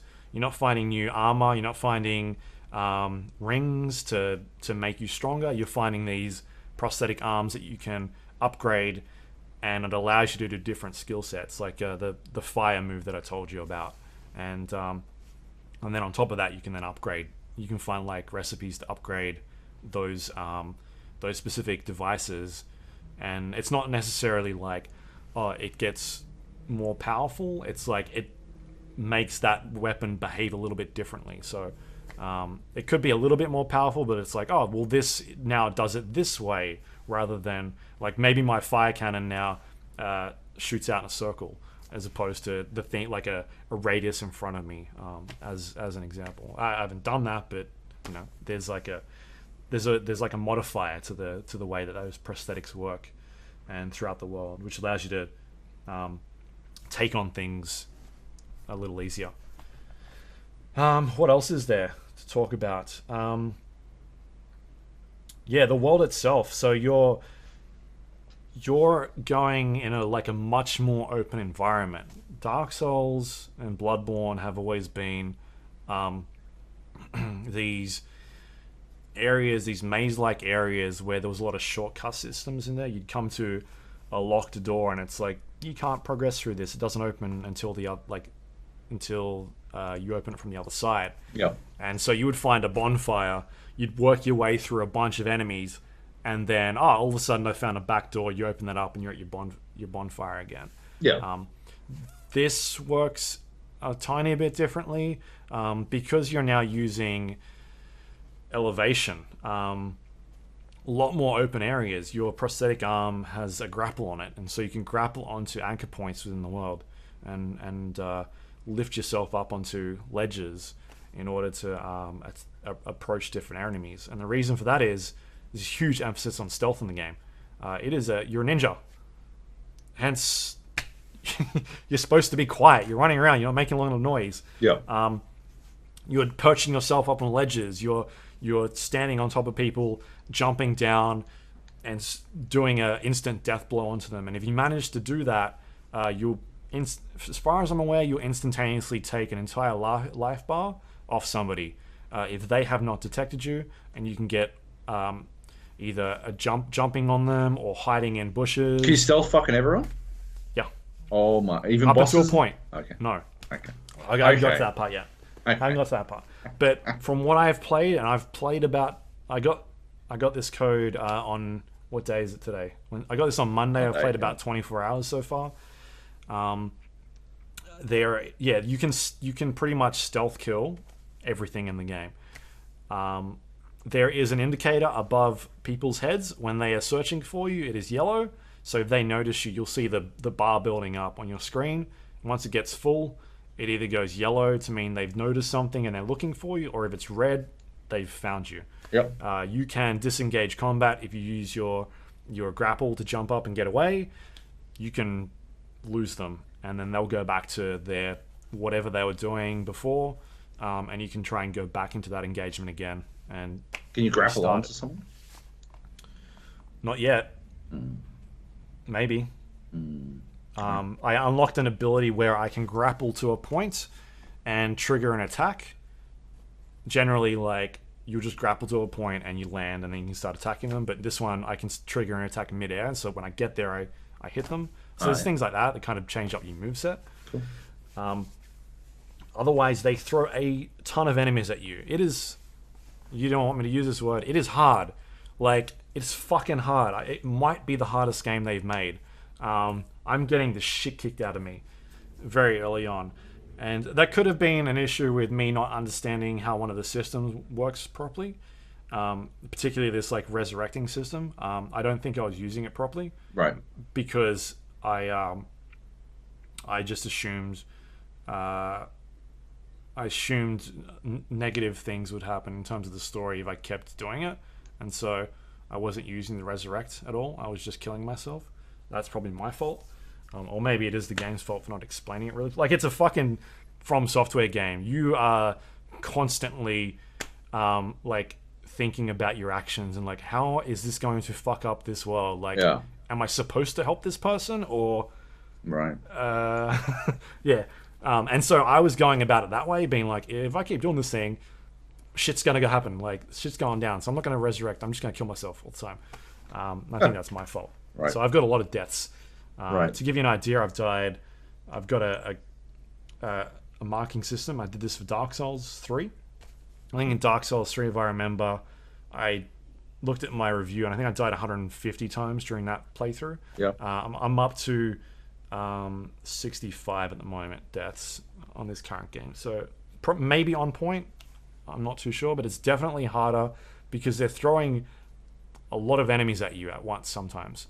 FromSoftware games generally, they'll throw like, hey, there's a skeleton man here, and then all of a sudden there's another skeleton man here. Yeah. Whereas this is like, hey, there's 18, not 18, that's excessive. There's 10 dudes in this one area. Good luck. And you can stealth them. You can figure out like, all right, this guy's watching this person.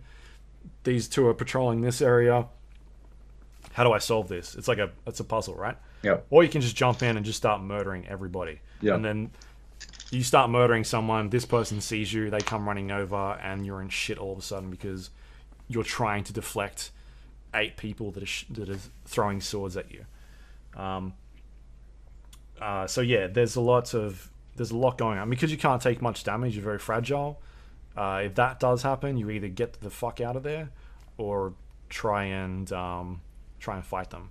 Like, it's the same combat style, so it's not like Batman where you can deflect 4 people at once. You've got to worry about deflecting everybody, and it doesn't pay off because once you get surrounded, you can't deflect the person behind you.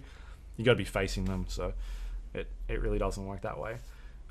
So going to your point about people one-shotting people, there are, as far as I'm aware, because I haven't done it yet, but I think there are bosses in the game, but there might not be a lot of bosses. I think I'm fighting one boss at the moment, and the only reason I think it's a boss is because they are doing things that are not they're not standard to the things I've fought normally. Right. Like, they're using magic powers and stuff. It feels like a boss fight. Like, I walk into the room like, all right, this is a boss fight. Yep. And this is 24 hours in. So Yeah. I don't think there's a lot of bosses. Bosses in terms of, your Dark Souls or FromSoftware. Instead... Or you're just fucking big dicking it, and you're like, yeah... Like, people listening, they'll play it later, get up to whatever the fuck you're talking about, and they'll be like, yeah, there've been 8 bosses so far. Yeah. Well, this thing has killed me a lot. It's killed me. My counter on it is 12 times. Oh, yeah. And I've... Oh, that's so many. Fuck you. I think it's a lot. Fucking 2 princes killed me fucking probably 60 times alone. Goddamn motherfuckers. Pontiff Sullivan can go fucking suck a dick. Fucking son of a bitch. Yeah. So you've got these idols, and as you progress through sort of one idol to another, a lot of the time you'll come to a point where there is... I don't even know what they're called. Like, they're calling it in the game, but maybe like a mini boss or an enemy that has the same sort of skill that you have, where you've got to sort of kill it twice. It's like different phases, and so it's got 2 health bars basically. And once you deplete 1 health bar, it goes to the next phase, and all of a sudden their moveset has changed, and they're doing different things to you. That is a classic fucking boss. That is a FromSoftware boss. All right, but the thing is, there are a lot of them. There are a shitload. So there are either not many bosses or fucking tons of bosses. Yeah, and I think that's the way I look at bosses is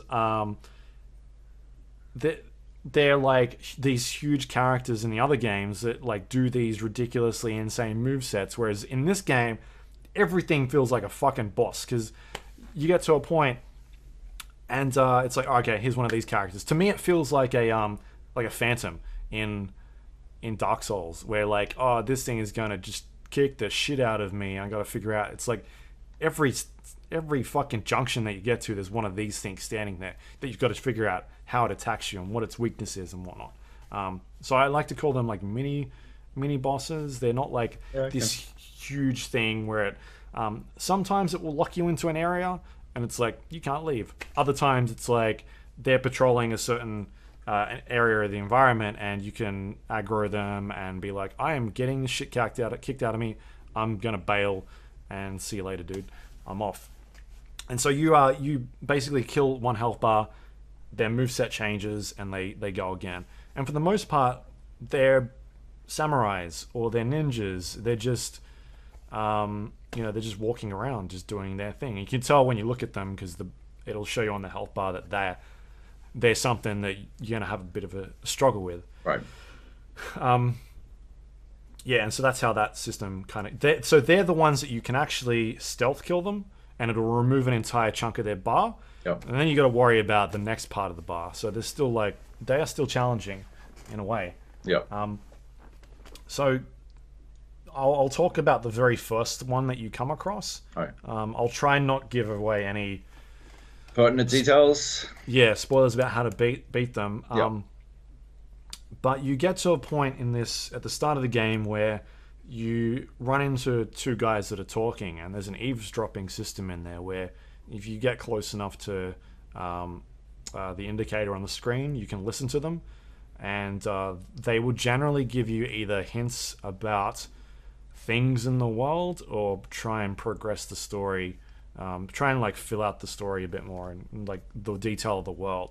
But it's the ones where it's like them talking specifically about something that's coming up or something that you've seen, that'll give you hints about the world or how to beat something or how to give yourself an advantage. And in that particular case, they'll mention something about this fight you're about to do. And the thing they're talking about, it's not something you've got. You don't have it. And then so you can go into that fight and try and beat it. And you could probably do it. I mean, if you want to, you can do it that way.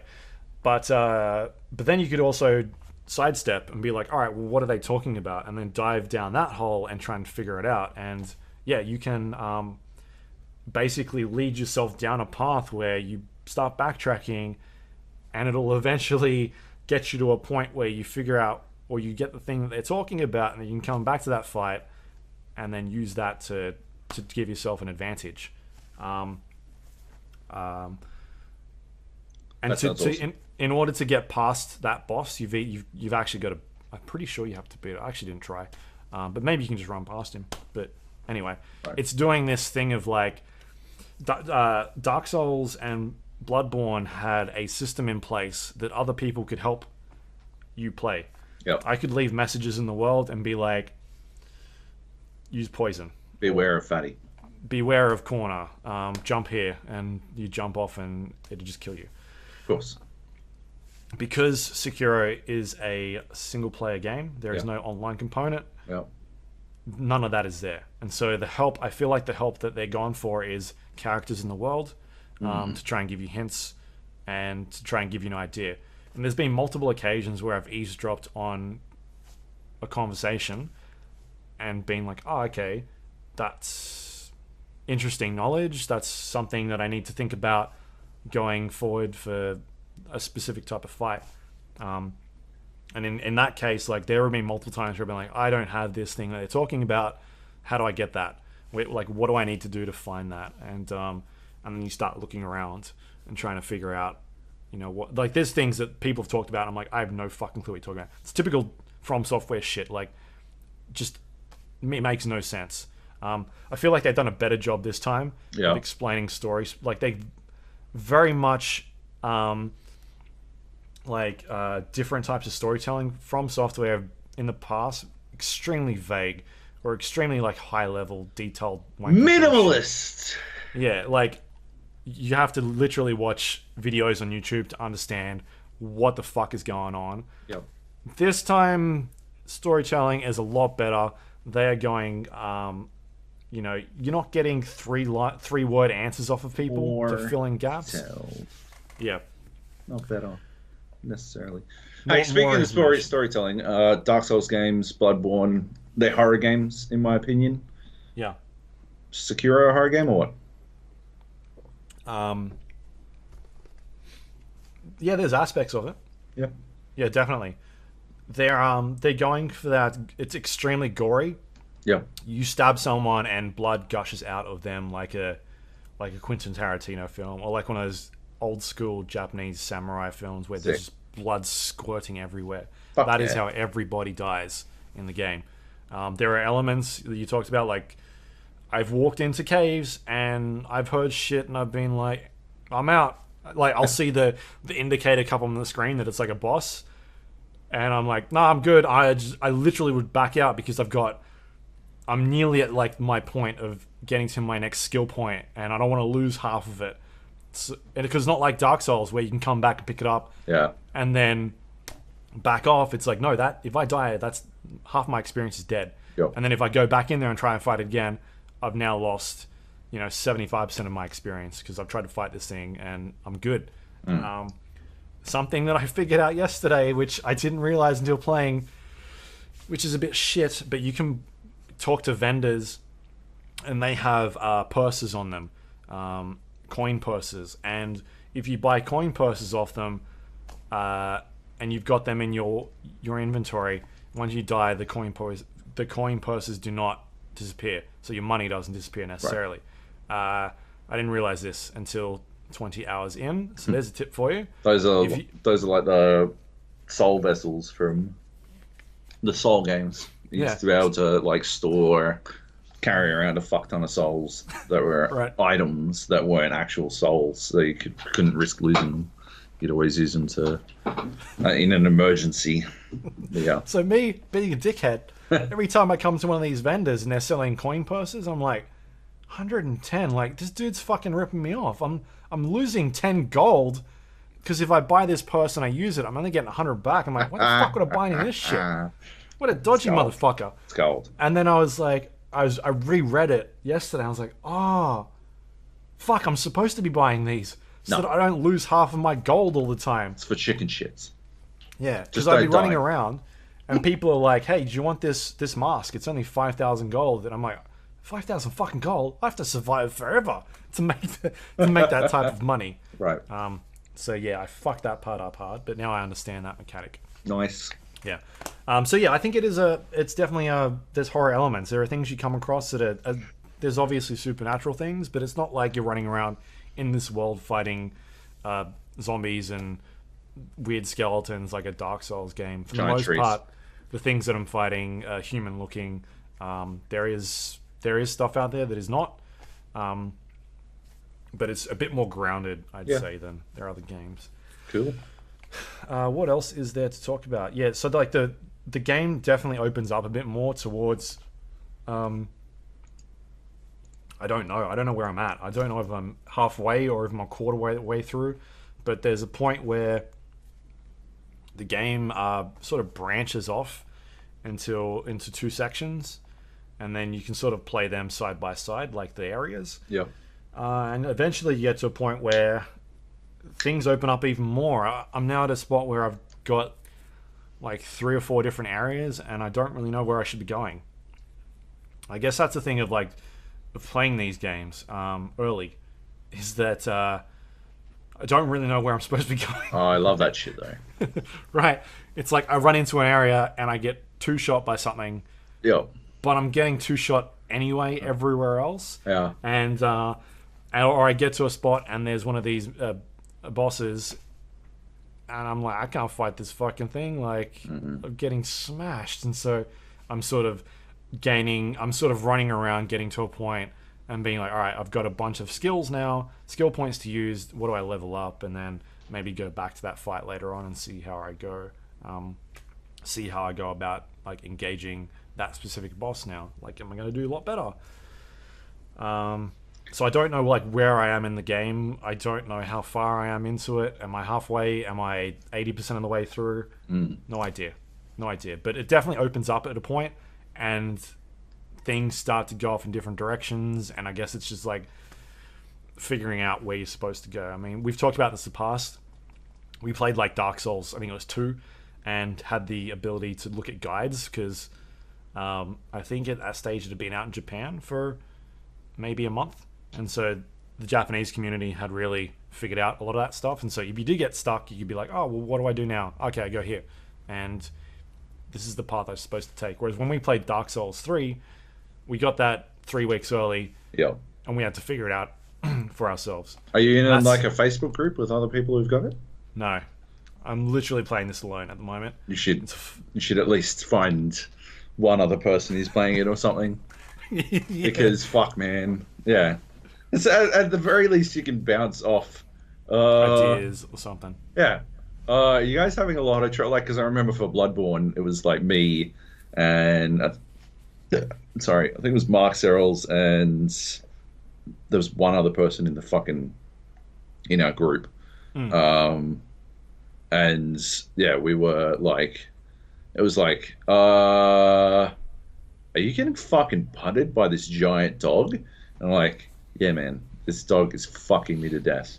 And then the third person would be like, nah, I haven't had any problems. Might have been Lucy. I definitely talked about it with Lucy O'Brien from IGN like a fuck ton. That was early. We might have had a different, I don't know. I was in a couple of different chatty groups, but yeah, it was like real good to just like gauge whether or not you're, and it was actually really interesting as well. Like I one shot Father Gascoigne in Bloodborne. Yeah, right. Yeah. And so those dudes are all like, I am getting trouble with it. fucked by Gascoigne. I'm like, oh no, man, I don't have any problems. Wait till you get to Vicar Amelia. Oh, then you'll know.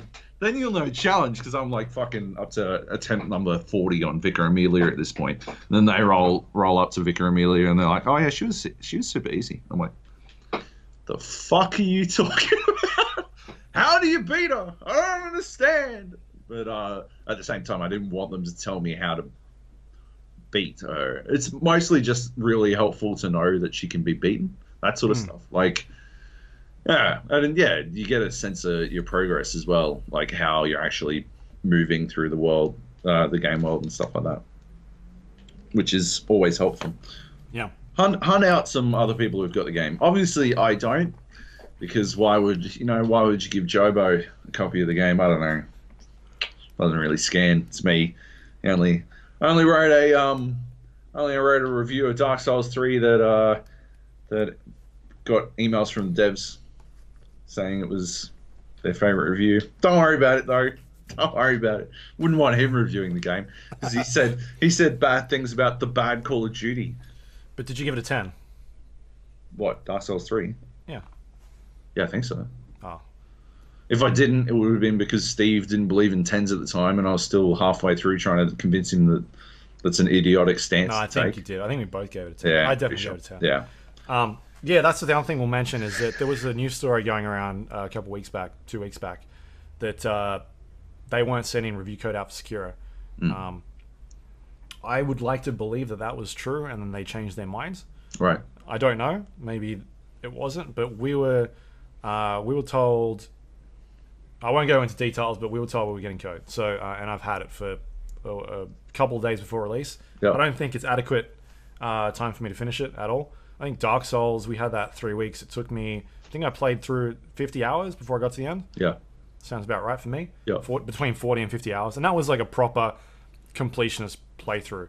Like I was doing all of the side stuff to go. I think it was like 40 to 60 hours to do that one. Yeah. So I don't know, other than reading articles from way back, that them saying that Sekiro is the same length as a Dark Souls game. Right. So me being 24 hours in, just past the halfway point. I could be halfway. Yeah. For all I know. Yeah. So I do not have a solid opinion on this game yet, which is tough because I have a review to write for it tomorrow. Push back, man. Do I think it's better than Dark Souls 3? At this stage, no. No. Okay. Why is that? Because you've sort of been pretty glowing. I haven't really heard any complaints. What do you think it's missing? I think for me, the most part is just kind of struggling to understand where I should be, like which areas I should be in, I'm because feeling lost. yeah, feeling a bit lost and not knowing. Like at least in Dark Souls, I'd get to an area and be like, oh, I'm getting the shit kicked out of me. I can go back and farm this area Yeah. and level up. It's not too much of an option in this game because you're not getting. I mean, in order to level yourself up, it's like, all right, this skill costs 2 points, and so you've basically got to level up twice to Yeah. get this skill point. Or it's like this skill costs 6 points, and so it's like, fuck, all right, 6 is a lot. Like that's a ton. For I'll me, just like, casually point out that you should never be trying to level up for an area in Dark Souls. Just Yeah. casually point out that you should be getting good. Yeah, you should absolutely, but like understanding the movesets and whatnot. Yeah. But in this case, like it's sometimes required because the bosses will throw out moves at you, and in order to counter them, you've got to have, Gotta have that piece of the puzzle. moveset. Yeah, right. You Yeah, gotta have or the rock to that. or like, oh, I've got to Paper. have this weapon because if I use this, it counters the thing that they're doing up there, or the item. That like there's items in the game, same as Dark Souls. They do a better job of explaining what this shit does, Yeah. which is good. Like a nice amount of text. I think I've only come over one thing that was quite vague, and I was like, I don't really understand what this is. Right. But I figured it out to a point after realizing what it does. But for the most part, text is a bit more juicier. It doesn't feel like you need to go on Wikipedia to read up what exactly it does. Yeah, and it's the thing of like they'll throw the bosses at you, the ones with the 2 lives, and there's 8 mobs surround them. Good luck. Yeah. Good luck dealing with this thing with all these people around them. In most cases, what I've done is I will kite them Yeah. to a different area if I can. For the most part, it seems like the boss will follow you a lot longer than the little mobs. Oh, There are still yeah, areas it's- where they get to a point and they're like, no, I'm not crossing that line, and they start backing up. You can't do damage to a boss and then back up to a point and then go back to where they spawned. If they get back to their stationary, like their patrol area, they'll go back full health. Right. Can you but that cheese it gives- though? Can you have you got like shuriken you can throw or something? It seems like for the most part they will back up, so they're always in a blocking stance. Right. Okay. And you don't have enough of them to do any damage because it's not really doing any damage. You're just building posture meter on their bar. Yeah. And when you're doing that, you're not damaging them. You're just basically building up this bar to the point where you can damage them. Yeah. It staggers them. Yeah. So there's that's going on. So there have been a couple of fights where I've either fucked up the initiation and haven't got that initial stealth move in, and so I'll just run away and then come back and reset them, or I'll kite a bunch of enemies around and try and kill them all and then take on the boss. Yeah. Yeah, I don't know. I just feel like it's definitely good. Like it's a good game. I think that I think he's a genius. Like he's doing things that like he's changing up the formula. Like it feels like a FromSoftware game, Yeah. but at the same time the combat is so different that again you've got to relearn all these things. The same thing with Bloodborne, right? Is that you could go into Bloodborne and be a Dark Souls expert, but you've got to relearn all these mechanics and relearn the way enemies approach you and all the intricacies of those mechanics. And this feels the same way. Like as someone who's played a shitload of Dark Souls and Bloodborne, you can go into it and definitely hold your own way, but you're gonna have to relearn the combat. Like, and it takes a while. It takes a while to get your head around because. Do you just keep blocking or do you parry and you mistime that? You're getting damage taken off you. But I just don't know. I just, like, there's things about it where I'm like, I feel like Dark Souls did it better. Right. But it might surprise me. Like, I might get to the end of it and be like, actually, no, I've changed my mind. I think it's a better game than Dark... But that's a huge benchmark. Like, Dark Souls 3 I fucking loved. And 2. Yeah. So at this stage, I just don't... I'm not 100% sure Right. how I feel about it. Okay. It could be because it's fucking challenging. Like, I'm getting destroyed all the time, and I just don't know where I'm supposed to be going. A lot of I want to play it. no. Oh, no. Um, It sounds awesome. yeah, it's definitely good. It's definitely good. I think people really enjoying it. Will enjoy it, but it's different. It's extremely different to stuff they've done before. Yeah, but Well, not still, not extremely different. Like yeah, it feels familiar, but it's like they changed up the formula, all this new stuff. Whereas the items, you look at an item, you're like, oh yeah, okay, that's a FromSoftware item. That makes sense. yeah, But it's the bits around it, the traversal. Having things be on elevations now, being able to grapple on stuff, the changes in combat that really changes that game. Like you're still going around areas and getting onto idols and fast traveling around and unlocking rest points. You're still you can still, like, each time you kill one of these like mini bosses, they drop prayer beads, and once you collect 4, you can upgrade your vitality and your posture, so you can take more posture damage, and also you've got more hit points now. There are seeds that you find out throughout the world that you take to one of the ladies, and she upgrades your flask so that you can So this drink, it's because drink more. if you think about it, right, Yeah. Souls games have always been a sort of 3D Metroidvania, Yep. right? But this is taking it to the next level, really.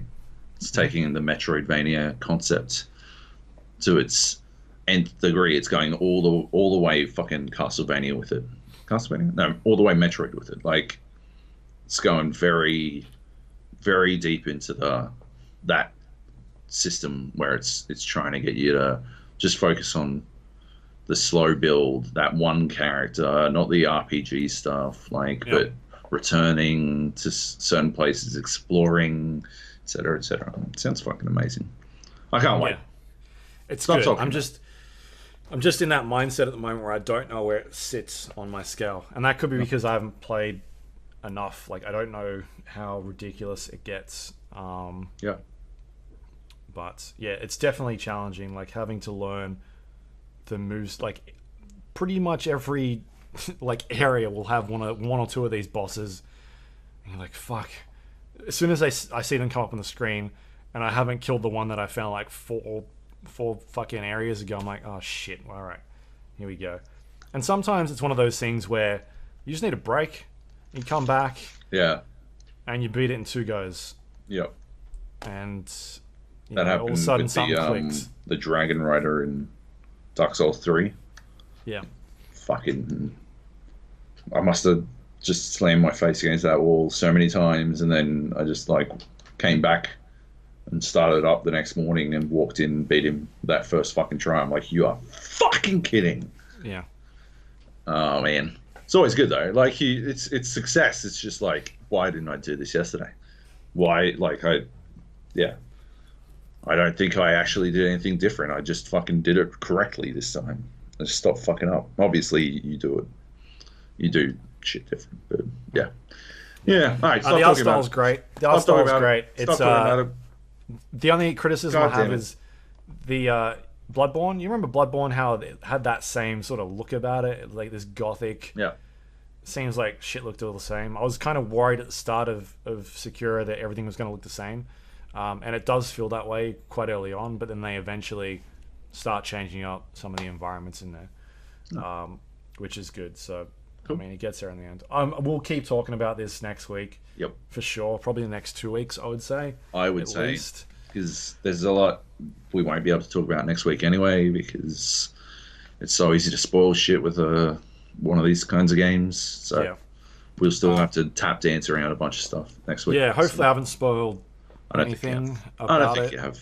The game is out now. I mean, we can't post this until the embargo, so this will go up when the game's released. Yep. But yeah, I'll add that I'm playing on PC. It's running it's capped at 60 frames on PC, but it runs great. So as far as I'm aware at the moment, no frame rate issues for me in areas. in like 2018. Saying Shocker. Yeah. Shocker. Yeah. But Chuck that 980 in. Go on. Yes, I mean, I didn't have any problems in Dark Souls 3 when I played on that, and it's the same engine. You look at this game, and it's a FromSoftware game. The menus are all the same. Yeah. Like, it looks like a FromSoftware game. It feels like it's in that Souls, Bloodborne genre. Yeah. The buttons look all the same. So, yeah, except it doesn't say you have died. Anymore. No. But it's good. I think people are going to enjoy it. I can't wait to talk to people about how they fought certain bosses. I've seen people on my Steam that are playing it. Maybe I'll hit them up at some stage and be like, how the fuck did you beat this thing? Yeah, do it. What is the gimmick? How do you do it? Am I just being casual? Because this boss that's killing me, it was in the second area that I found. Oh, right. And I haven't beat it yet. That could be because I just haven't focused on going back and trying to figure it out. But right. Cool. It's great. It's good. Awesome. All right, let's do some news. We talked about this last week. There were rumors going around, very highly strong rumors, that Google was working on some sort of gaming device. They hired Jade Raymond to head up a games division, and they were going to be doing a keynote at GDC, which was held last night. Yep. And Google has announced hang on. platform. Do you remember what we talked about last week? Do you remember what we had a guess of what it was going to be? Yeah. Yeah. Do you remember what my guess was? You talked about Anthem. I can't remember for classic 45. You can tell what my guess was if you just continue on now to explain what they announced, because I guessed exactly what the fuck they announced. Yeah, it's a streaming platform based in a browser, by the sounds of it. Yep. Where you'll be able to play video games via a data, like a streaming service that's running the game on a data center at 4K at 60 frames per second without apparently any latency. That's what they're saying. Don't know if that's entirely true. I guess we got to wait for some. It's not even true from the outset. Yeah. I've seen they let Digital Foundry get their hands on it. A couple of other people have gotten their hands on it. We're already looking at 140 milliseconds of input lag. That doesn't account for any other kind of lag. That doesn't count for display lag. That doesn't account for network lag, in case you're playing a fucking network game. Yeah.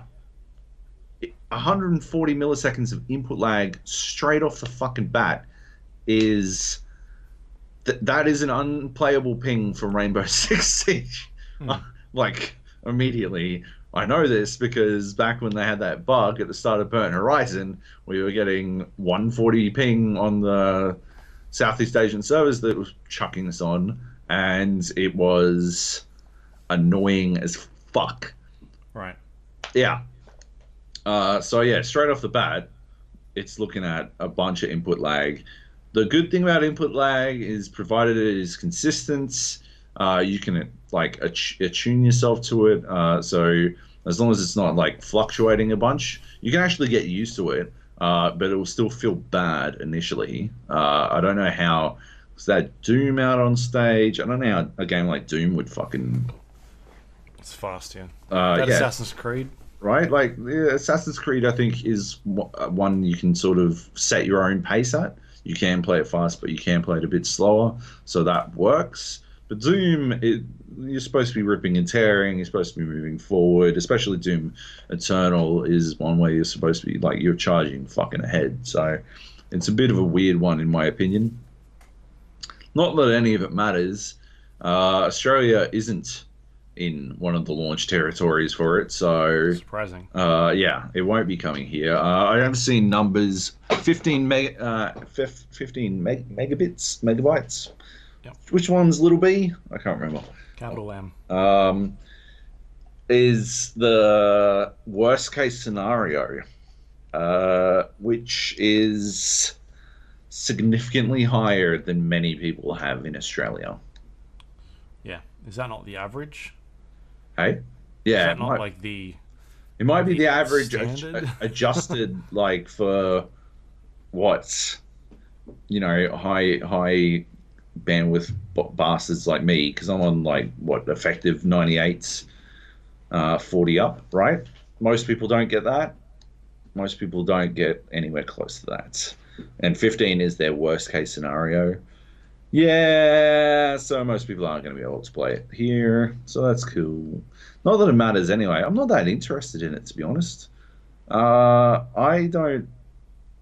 I don't know. I want a little bit more fine control over my games. They haven't announced any pricing models or anything either, so it's not like we've got any idea of what that's going to entail.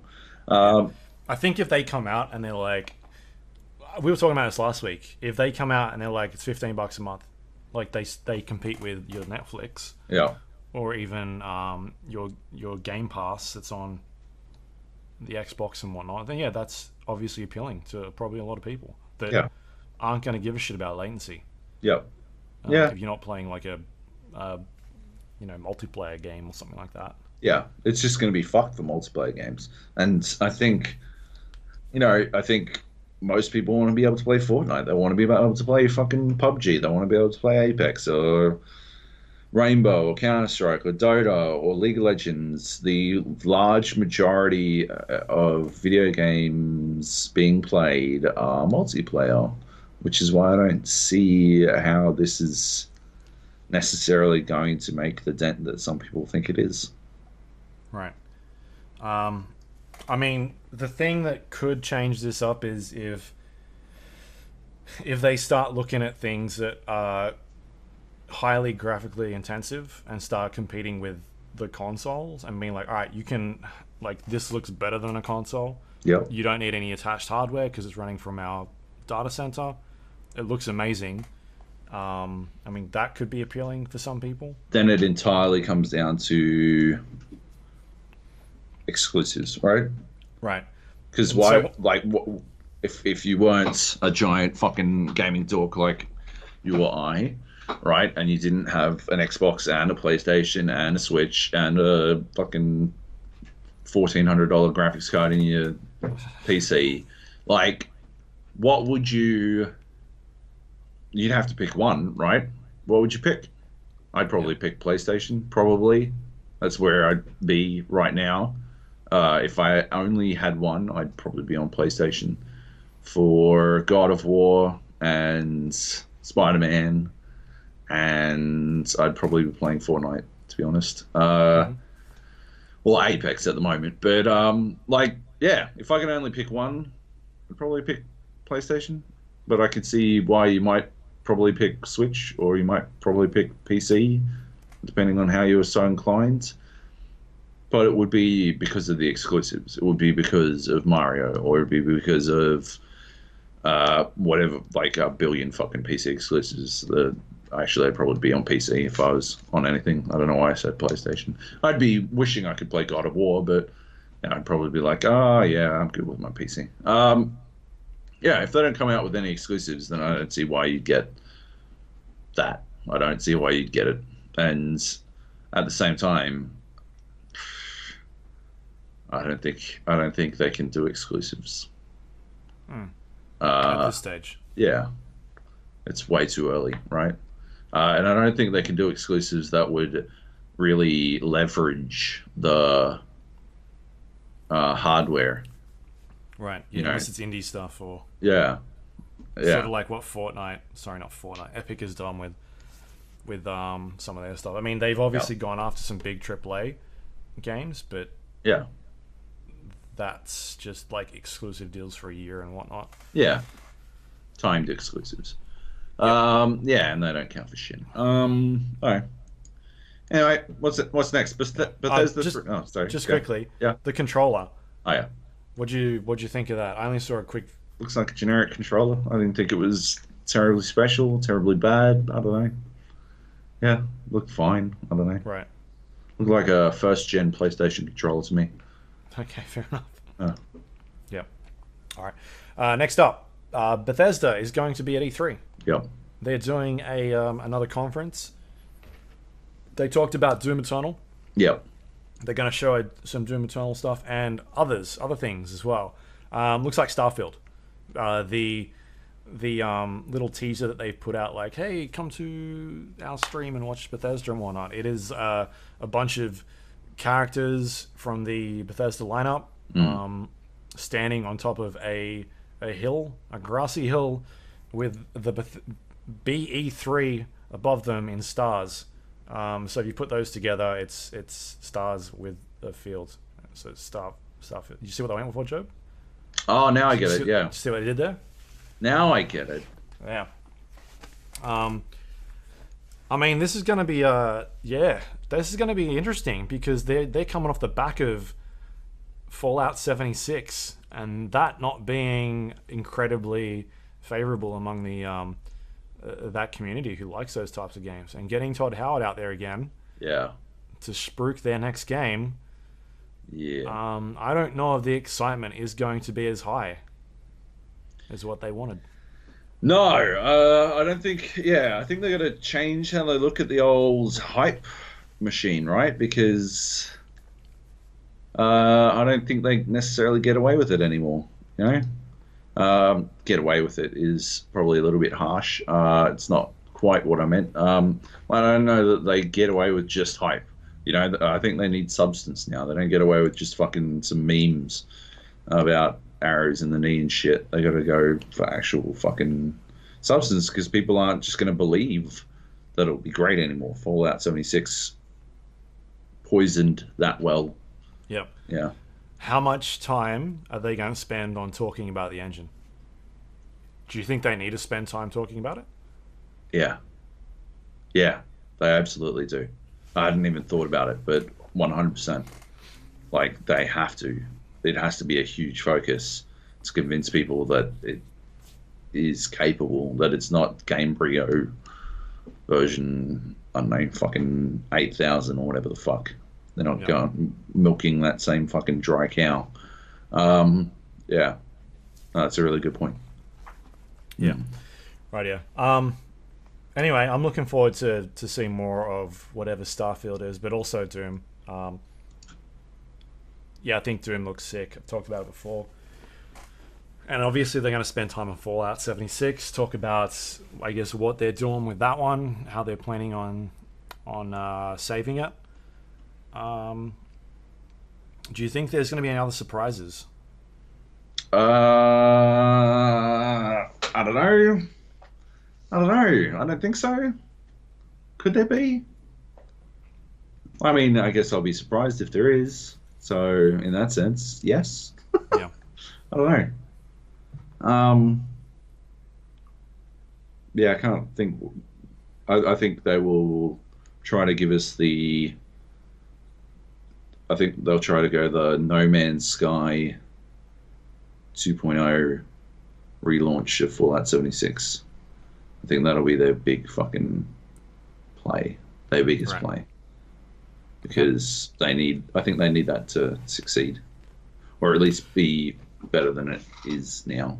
Yeah, it's the good faith thing, and they can definitely turn it around. We've seen it happen with No Man's Sky. I still didn't like what they did, but they spent a shitload of time on that game, and a lot of people liked it. The big one for me is Sea of Thieves, right? That game was, I mean, we liked it when it came out, but a lot of that was like the thing of, you can see the potential here, but it's not very good. Yeah. And they spent a year, and I'm excited to get back into that game like next week. Are they launching?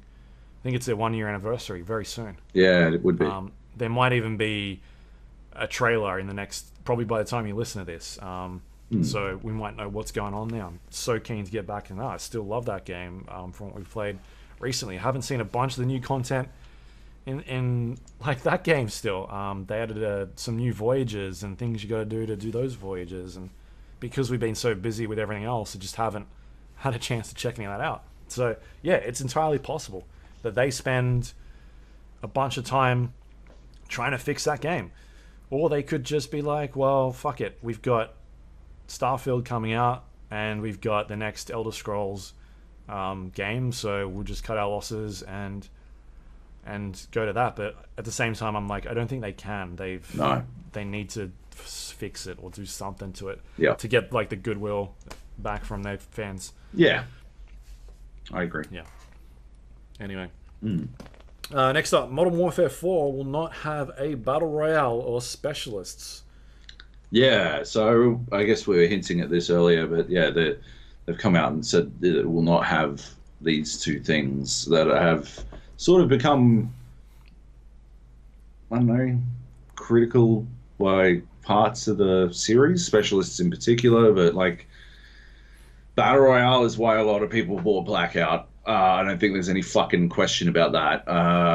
And it's weird to me. What they need to do, in my opinion, is take Blackout and spin it off, call out the Call of Duty Blackout into its own fucking thing as soon as fucking possible. Right. Make it its own thing right fucking now, because I mean, if we get too close to Modern Warfare 4's launch, and they're like, people know what Call of Duty is like, right? Yeah. It becomes less fucking supported as time goes on, and everyone understands that Activision doesn't want you playing Call of Duty, whatever the fuck, when the new one's out. But the fact is, right, they are not the kings anymore. They don't fucking rule unopposed. They are not the game of choice of the dad who only picks up a game every now and then, or the teenager who's just trying to play with his friends, or the 11-year-old. They're all fucking playing Fortnite. They are not Fortnite, and they have to fucking recognize this shit and adjust. They have to adjust right now. And I don't think they will. I think they're going to continue trying to do the same shit until they have pissed away anything that the series still has. Right. Yeah, man. I was talking to somebody the other day, and they were like, they were talking to me about games. Like, they're not in games at all, and they were like, "Oh, my kids are like they're not playing Fortnite anymore. They've jumped onto this other new thing." And I was like, "Oh, it's probably Apex Legends." Yeah. Like, that'd be what it is. That is. Yeah, that's what. Well, yeah, that's my little nephew. Apparently, only watches Apex videos now. My little brother plays Apex on PlayStation now. I'm never playing it with him on PlayStation. I've done enough PlayStation for Apex for one lifetime. I played it at the IGN offices, and it was frustrating not being able to hit shots I know I can fucking usually hit.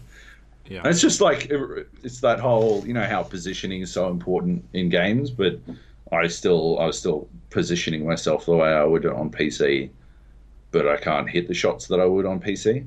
So because you're looking at the ground and now you look at the sky. Exactly. I'm like, fucking, how do I shoot? Where's the mouse button?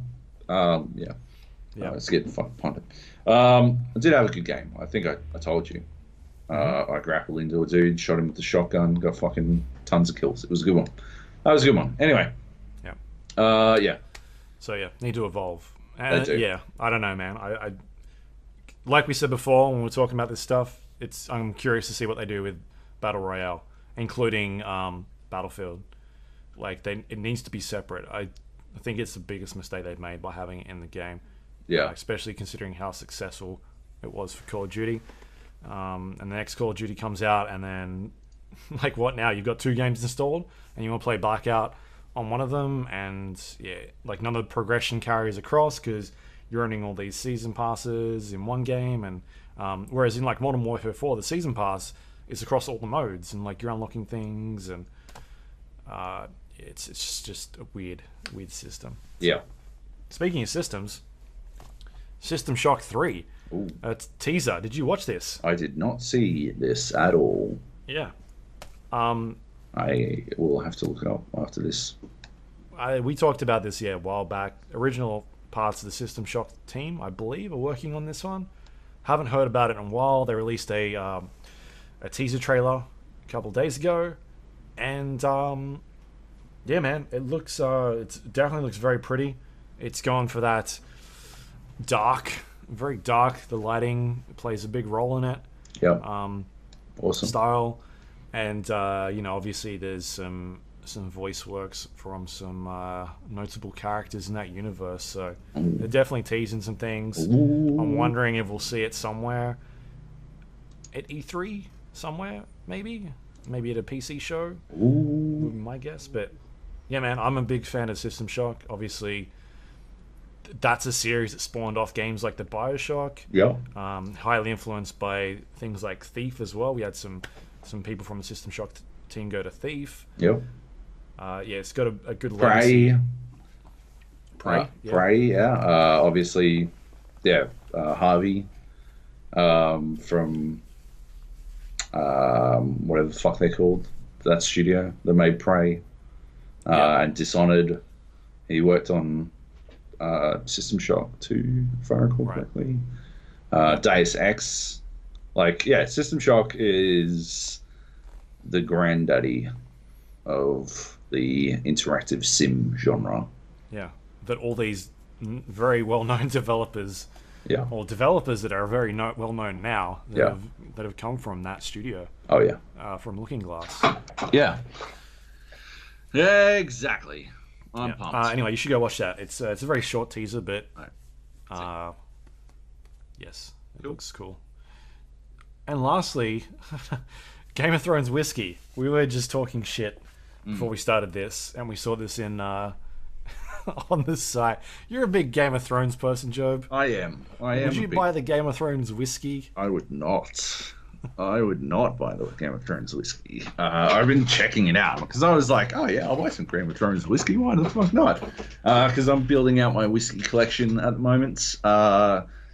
And I did some research, and apart from largely being that PD bullshit that I fucking hate, it's overpriced. It seems like it's largely just they've slapped a extra $20 on the prices of all these. Pay for that license somehow for the fact that it's in a Game of Thrones bottle, which is fucking insane to me. Yeah. But yeah, there are a bunch. There's one bottle that's not coming to Australia, right? I think it's like the Tully, because there's a winery called Tully's Estate or something. So I believe that one's not actually going to make it to Australia. There's like a full-blown licensing issue. It'd be like House Hungry Jack's, House Burger King, because there's a Burger King here, so we call it Hungry Jack's instead. But yeah. I haven't. I don't know. I wouldn't go in. Although the bottle like for the Night's Watch looks pretty fucking cool. I absolutely wouldn't get the White Walker. Actually, speaking of Game of Thrones shit, there's something else coming out this week. Game of Thrones shoes. Have you seen these? No. While we're on topic, would you get Game of Thrones whiskey? I should ask. No. I haven't watched Game of Thrones since season 2. Oh, really? Okay then. I stopped, I think, halfway through season 2. You don't watch Rick and Morty. You don't watch Game of Thrones. Is it hard being as fucking hipster as you are, motherfucker? My plan was to watch all of them for this final season, right? But I feel like it's crept up on me too much. I'd need to spend like the next 3 weeks exclusively watching Game of Thrones episodes. Yeah, I saw someone wrote, I think it was like a week or so ago, you would have to, like, if you started tonight, you could watch every episode of Game of Thrones in, like, before it comes out again. But that was like a week or so ago. So you're already 7 episodes behind. But I've watched the first season, so I know what happens. So you can skip that one. Yeah. Nice. There's Adidas is bringing out some Game of Thrones shoes, and the White Walker shoes look fucking awesome. But they're White Walker shoes, so what am I supposed to do? I don't want to rep the White Walkers. What if they win? I don't want to be responsible for that. What if they decide who wins based on how many shoes get sold? Then it's all on me. Like, it's entirely my fault. Yeah. I don't think I could fucking live with myself. But is it each shoe? Or, like, is per shoe? A vote? I was thinking the pair would be one vote, but maybe each shoe. You know, no, because you wouldn't buy individuals, so it would essentially be just Right. vote anyway, right? What if you bought a shoe and one whiskey? That's 2 votes, right? That would be 2 votes. Maybe that's what they're doing. Ah, yep, okay. So if you were to buy all of the whiskies, because you can buy all of the whiskies in one big $800 fucking. That's just negating all the votes. Ah, okay. Okay, well that's one way to get yourself out of democracy, I suppose. Yeah, okay, cool. Anyway, Right. I really want those shoes, but no. The other shoes I really liked were, I think they were like the fucking House Lannister ones. Like, come on, why can't the Starks have a good pair of shoes? God damn it, Starks have the worst shoes of the fucking bunch. Easy. Anyway, moving on. They're good shoes though. They're fucking comfy. Questions. Let's go. Dr. E3 Money writes, ask Luke how good was Kleb's 1v3 no-scope Kraber win? Klebo. Our good friend Klebo. How good was Klebo's 1v3 no-scope Kraber win, Luke? Yeah, it's pretty good. I think we landed at Skulltown. Oh yeah. And That's right. 5 other teams landed there, I feel like. Yeah, that's right. I don't know if this was the same game, but there was definitely a game where we landed there, the other 2 guys went down, and then I had no weapons and basically revived them, and then we went elsewhere, and then came back, and that could be the game that we won. But anyway, we ended up back at Skulltown in this game that Club was in, and yeah, we got in a fight, ended up going down, had basically Club had no ammo at all, and he finds these other 2 teams are basically shooting each other. Oh yeah. On like the sand dunes in Skulltown, and he grabs this drop, and it's got the Kraber in it, and like that's all he's got to fucking shoot people with. Eventually, one team goes down, and so there's 3 left, and I'm like, just fucking no scope it, because at that stage, you've got to engage pretty closely, and it's like there's no point just running in with a scope. Like, just no scope them, fuck it. And he goes in, and he just starts no scoping people, and because it does so much damage, they're all dropping like instantly because they've just gotten out of this fight. And he's like got no health because he's got no fucking gear either. Like, because we've been reviving people the entire game. Yeah. Yeah, and he takes on all 3 of them, and with no scopes, just the entire time he's just no scoping everybody. I think he hit like all of the shots. Damn. Multiple times, like 5 or 6 shots. Sick. It was pretty good. We ended up winning that game. Well, Cleb ended up winning that game. Clearly. Nice. It's interesting that Kraber would win a game for you guys, because I was playing with Klebo, and the season pass had kicked in earlier today, and Kraber lost us that game because he stood still for about 4 minutes, basically begging a Kraber to headshot him, and then I had to take on the remaining 3 myself, and I did manage to.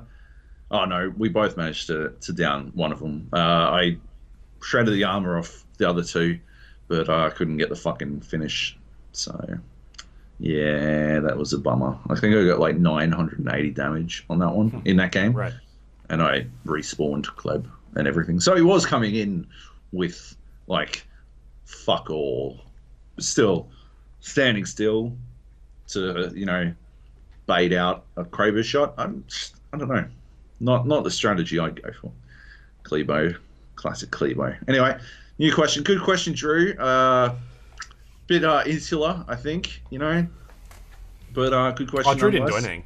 Drew didn't do anything.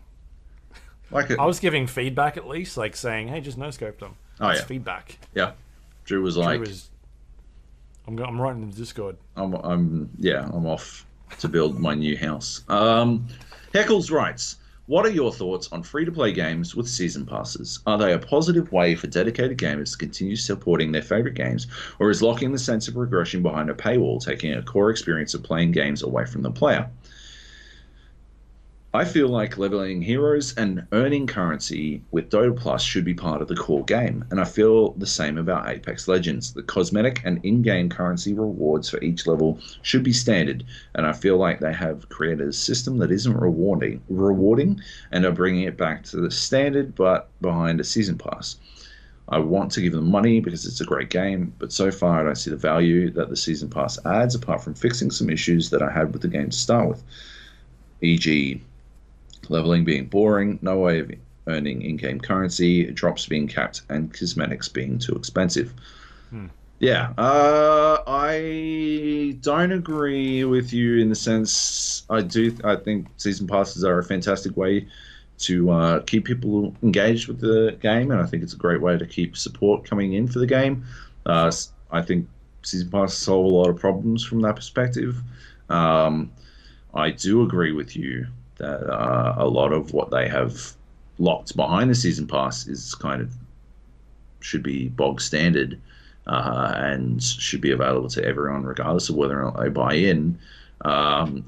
Sure. Call of Duty sort of just accelerated the speed at which you earned in the season pass. Yeah, so Call of Duty was doing it the same way as, I guess, Fortnite, where you've got, like, everybody can earn experience and get items, whether it be, I mean, it was skins and characters and that sort of thing, but they have, like, a second tier.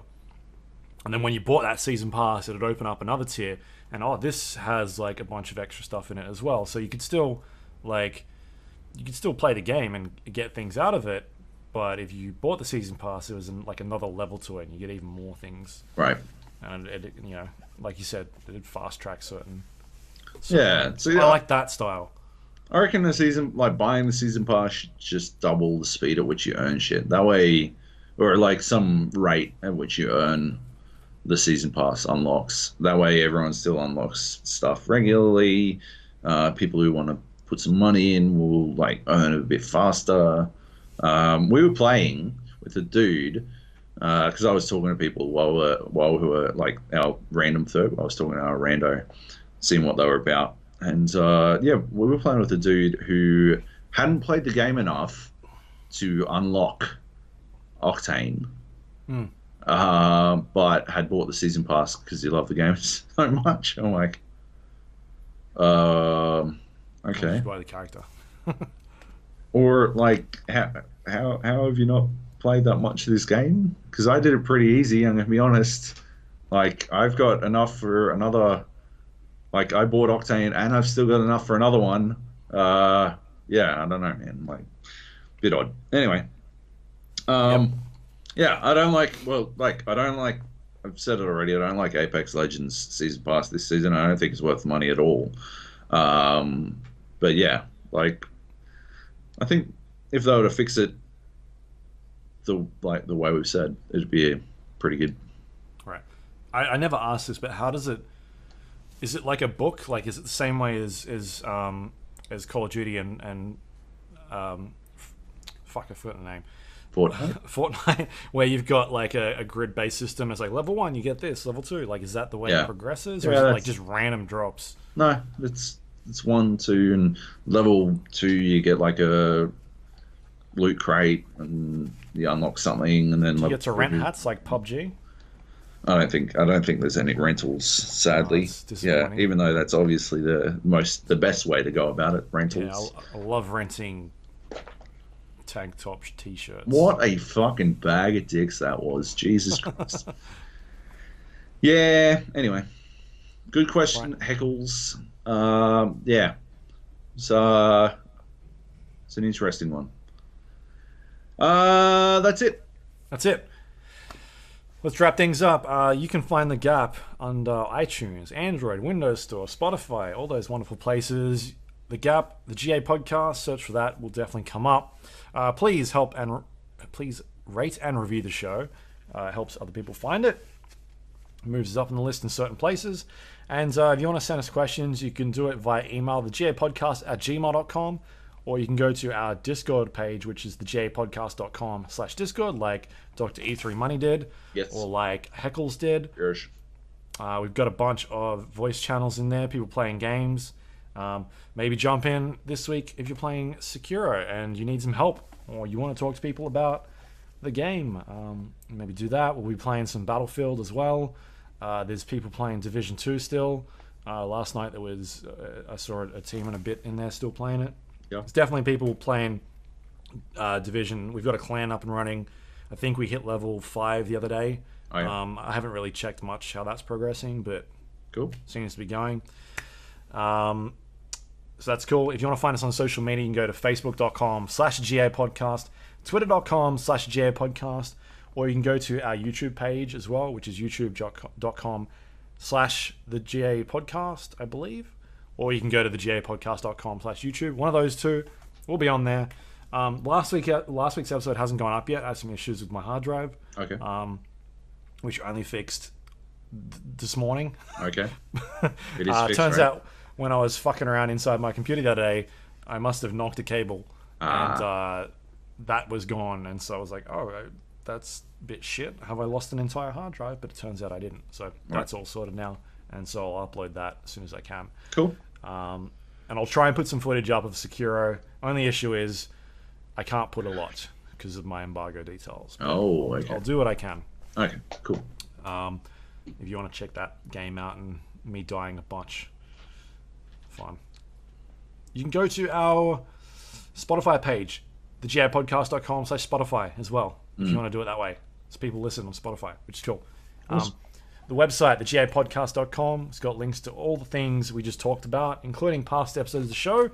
If you want to listen to some of those, that's fine. Do it. By me. It's the best. Yep. We love it. And that's all run thanks to our Patreon members. If you want to help support this show, you can go to patreon.com/GA podcast and subscribe there. A little bit of money helps us pay for the costs on the website. And you're the best if you do it. Keeps things running. And I think that is it. Yep. Anything you want to pimp out this week that you've been working on? I spoke to the coach of August. That'll be going out this week. It was supposed to go up last Friday, but for very obvious reasons, I didn't put it up. So we'll put it up. I decided to delay it till the finals of the Oceanic Cup, which is this weekend for Rainbow Six. So you can go read that. They're former Atletico. Probably, if any team is going to beat Fnatic in this cup, it's going to be August. And if any team is going to beat them in the Pro League, it'll be August as well. But they've been like super on form lately as well. So there's fingers crossed they can get it done. It'd be cool to see someone take Fnatic down just because it would mean such good things for the scene. So yeah, it was a pretty interesting chat. I asked him about what he thought about Burnt Horizon, and he was like, yeah, it's not coming into competitive playlist for 3 months, so I'll talk to you about Wind Bastion instead. I'm like, yeah, it's an Aussie Cup, and these are Aussie operators, so if you could talk about the Aussie operators in map, that'd be fucking cool. Answer the questions I asked instead of the ones I didn't. Cool. Yeah. So yeah, I had to go back, but actually got some really good insight into what they think of Cade and Nomad. Anyway, so it turned out pretty good. Is Cade like viable? I feel like he is. Yeah. Cade's definitely viable. I mean, It's just options, right? That's what I feel is the biggest thing that they're doing in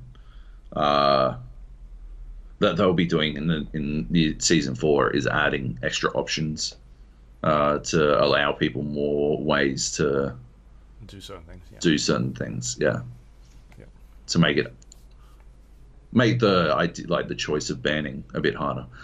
Speaking of Rainbow Six, head to IGN for a huge preview I did about year 4, and there's some video and there's some sick kills. And the fucking IGN wizards managed to edit out you yelling vagina over and over again. So suck my dick, Luke. Because I gave him that video. I'm like, this is the perfect fucking video to end on. But Luke is sitting there yelling vagina non-stop. So you're going to have to do something about that. And they fucking managed it. I could have done it. Which is magical. But yeah, So it's definitely worth a watch. It's a good one. Yeah. Yep. Yep. Sweet. All right. For me, you can go to survivor.com. You can check out the RTX 2080 article that I spoke about. It's got some images up there and some more graphs if you want to have a quick gaze at that. Or you can go to survivor.com for the Sekiro review, which should be up by the time you listen to this. Nice. And that's it. Yeah, I think that's all I'm going to do Yeah. for that at the moment. Okay. Cool. Because my brain is melting at the time being. I went to bed at like 4 o'clock last night. Yeah. And the night before doing this game. Oh, it's so harsh. So hard being able to play the game Joe really wants to play. Fuck you. Yeah. All right, and that's it. Next week, more Sekiro, more Battlefield, more probably Apex. Yeah. Is there anything else out next week? It's going to be Sekiro, Apex, and probably more Division. And Battlefield. And some... and Battlefield, Division. yeah. You don't know about Division? Well, if all this other stuff is coming out, I mean, bits and pieces. I played about an hour of Division 2 last night since the Go weekend. join our clan. Luke says the game's dead. And Joab spent 40 minutes shitting on it. Yep. Gold! Classic. All right. Okay. This is a long one. Bye!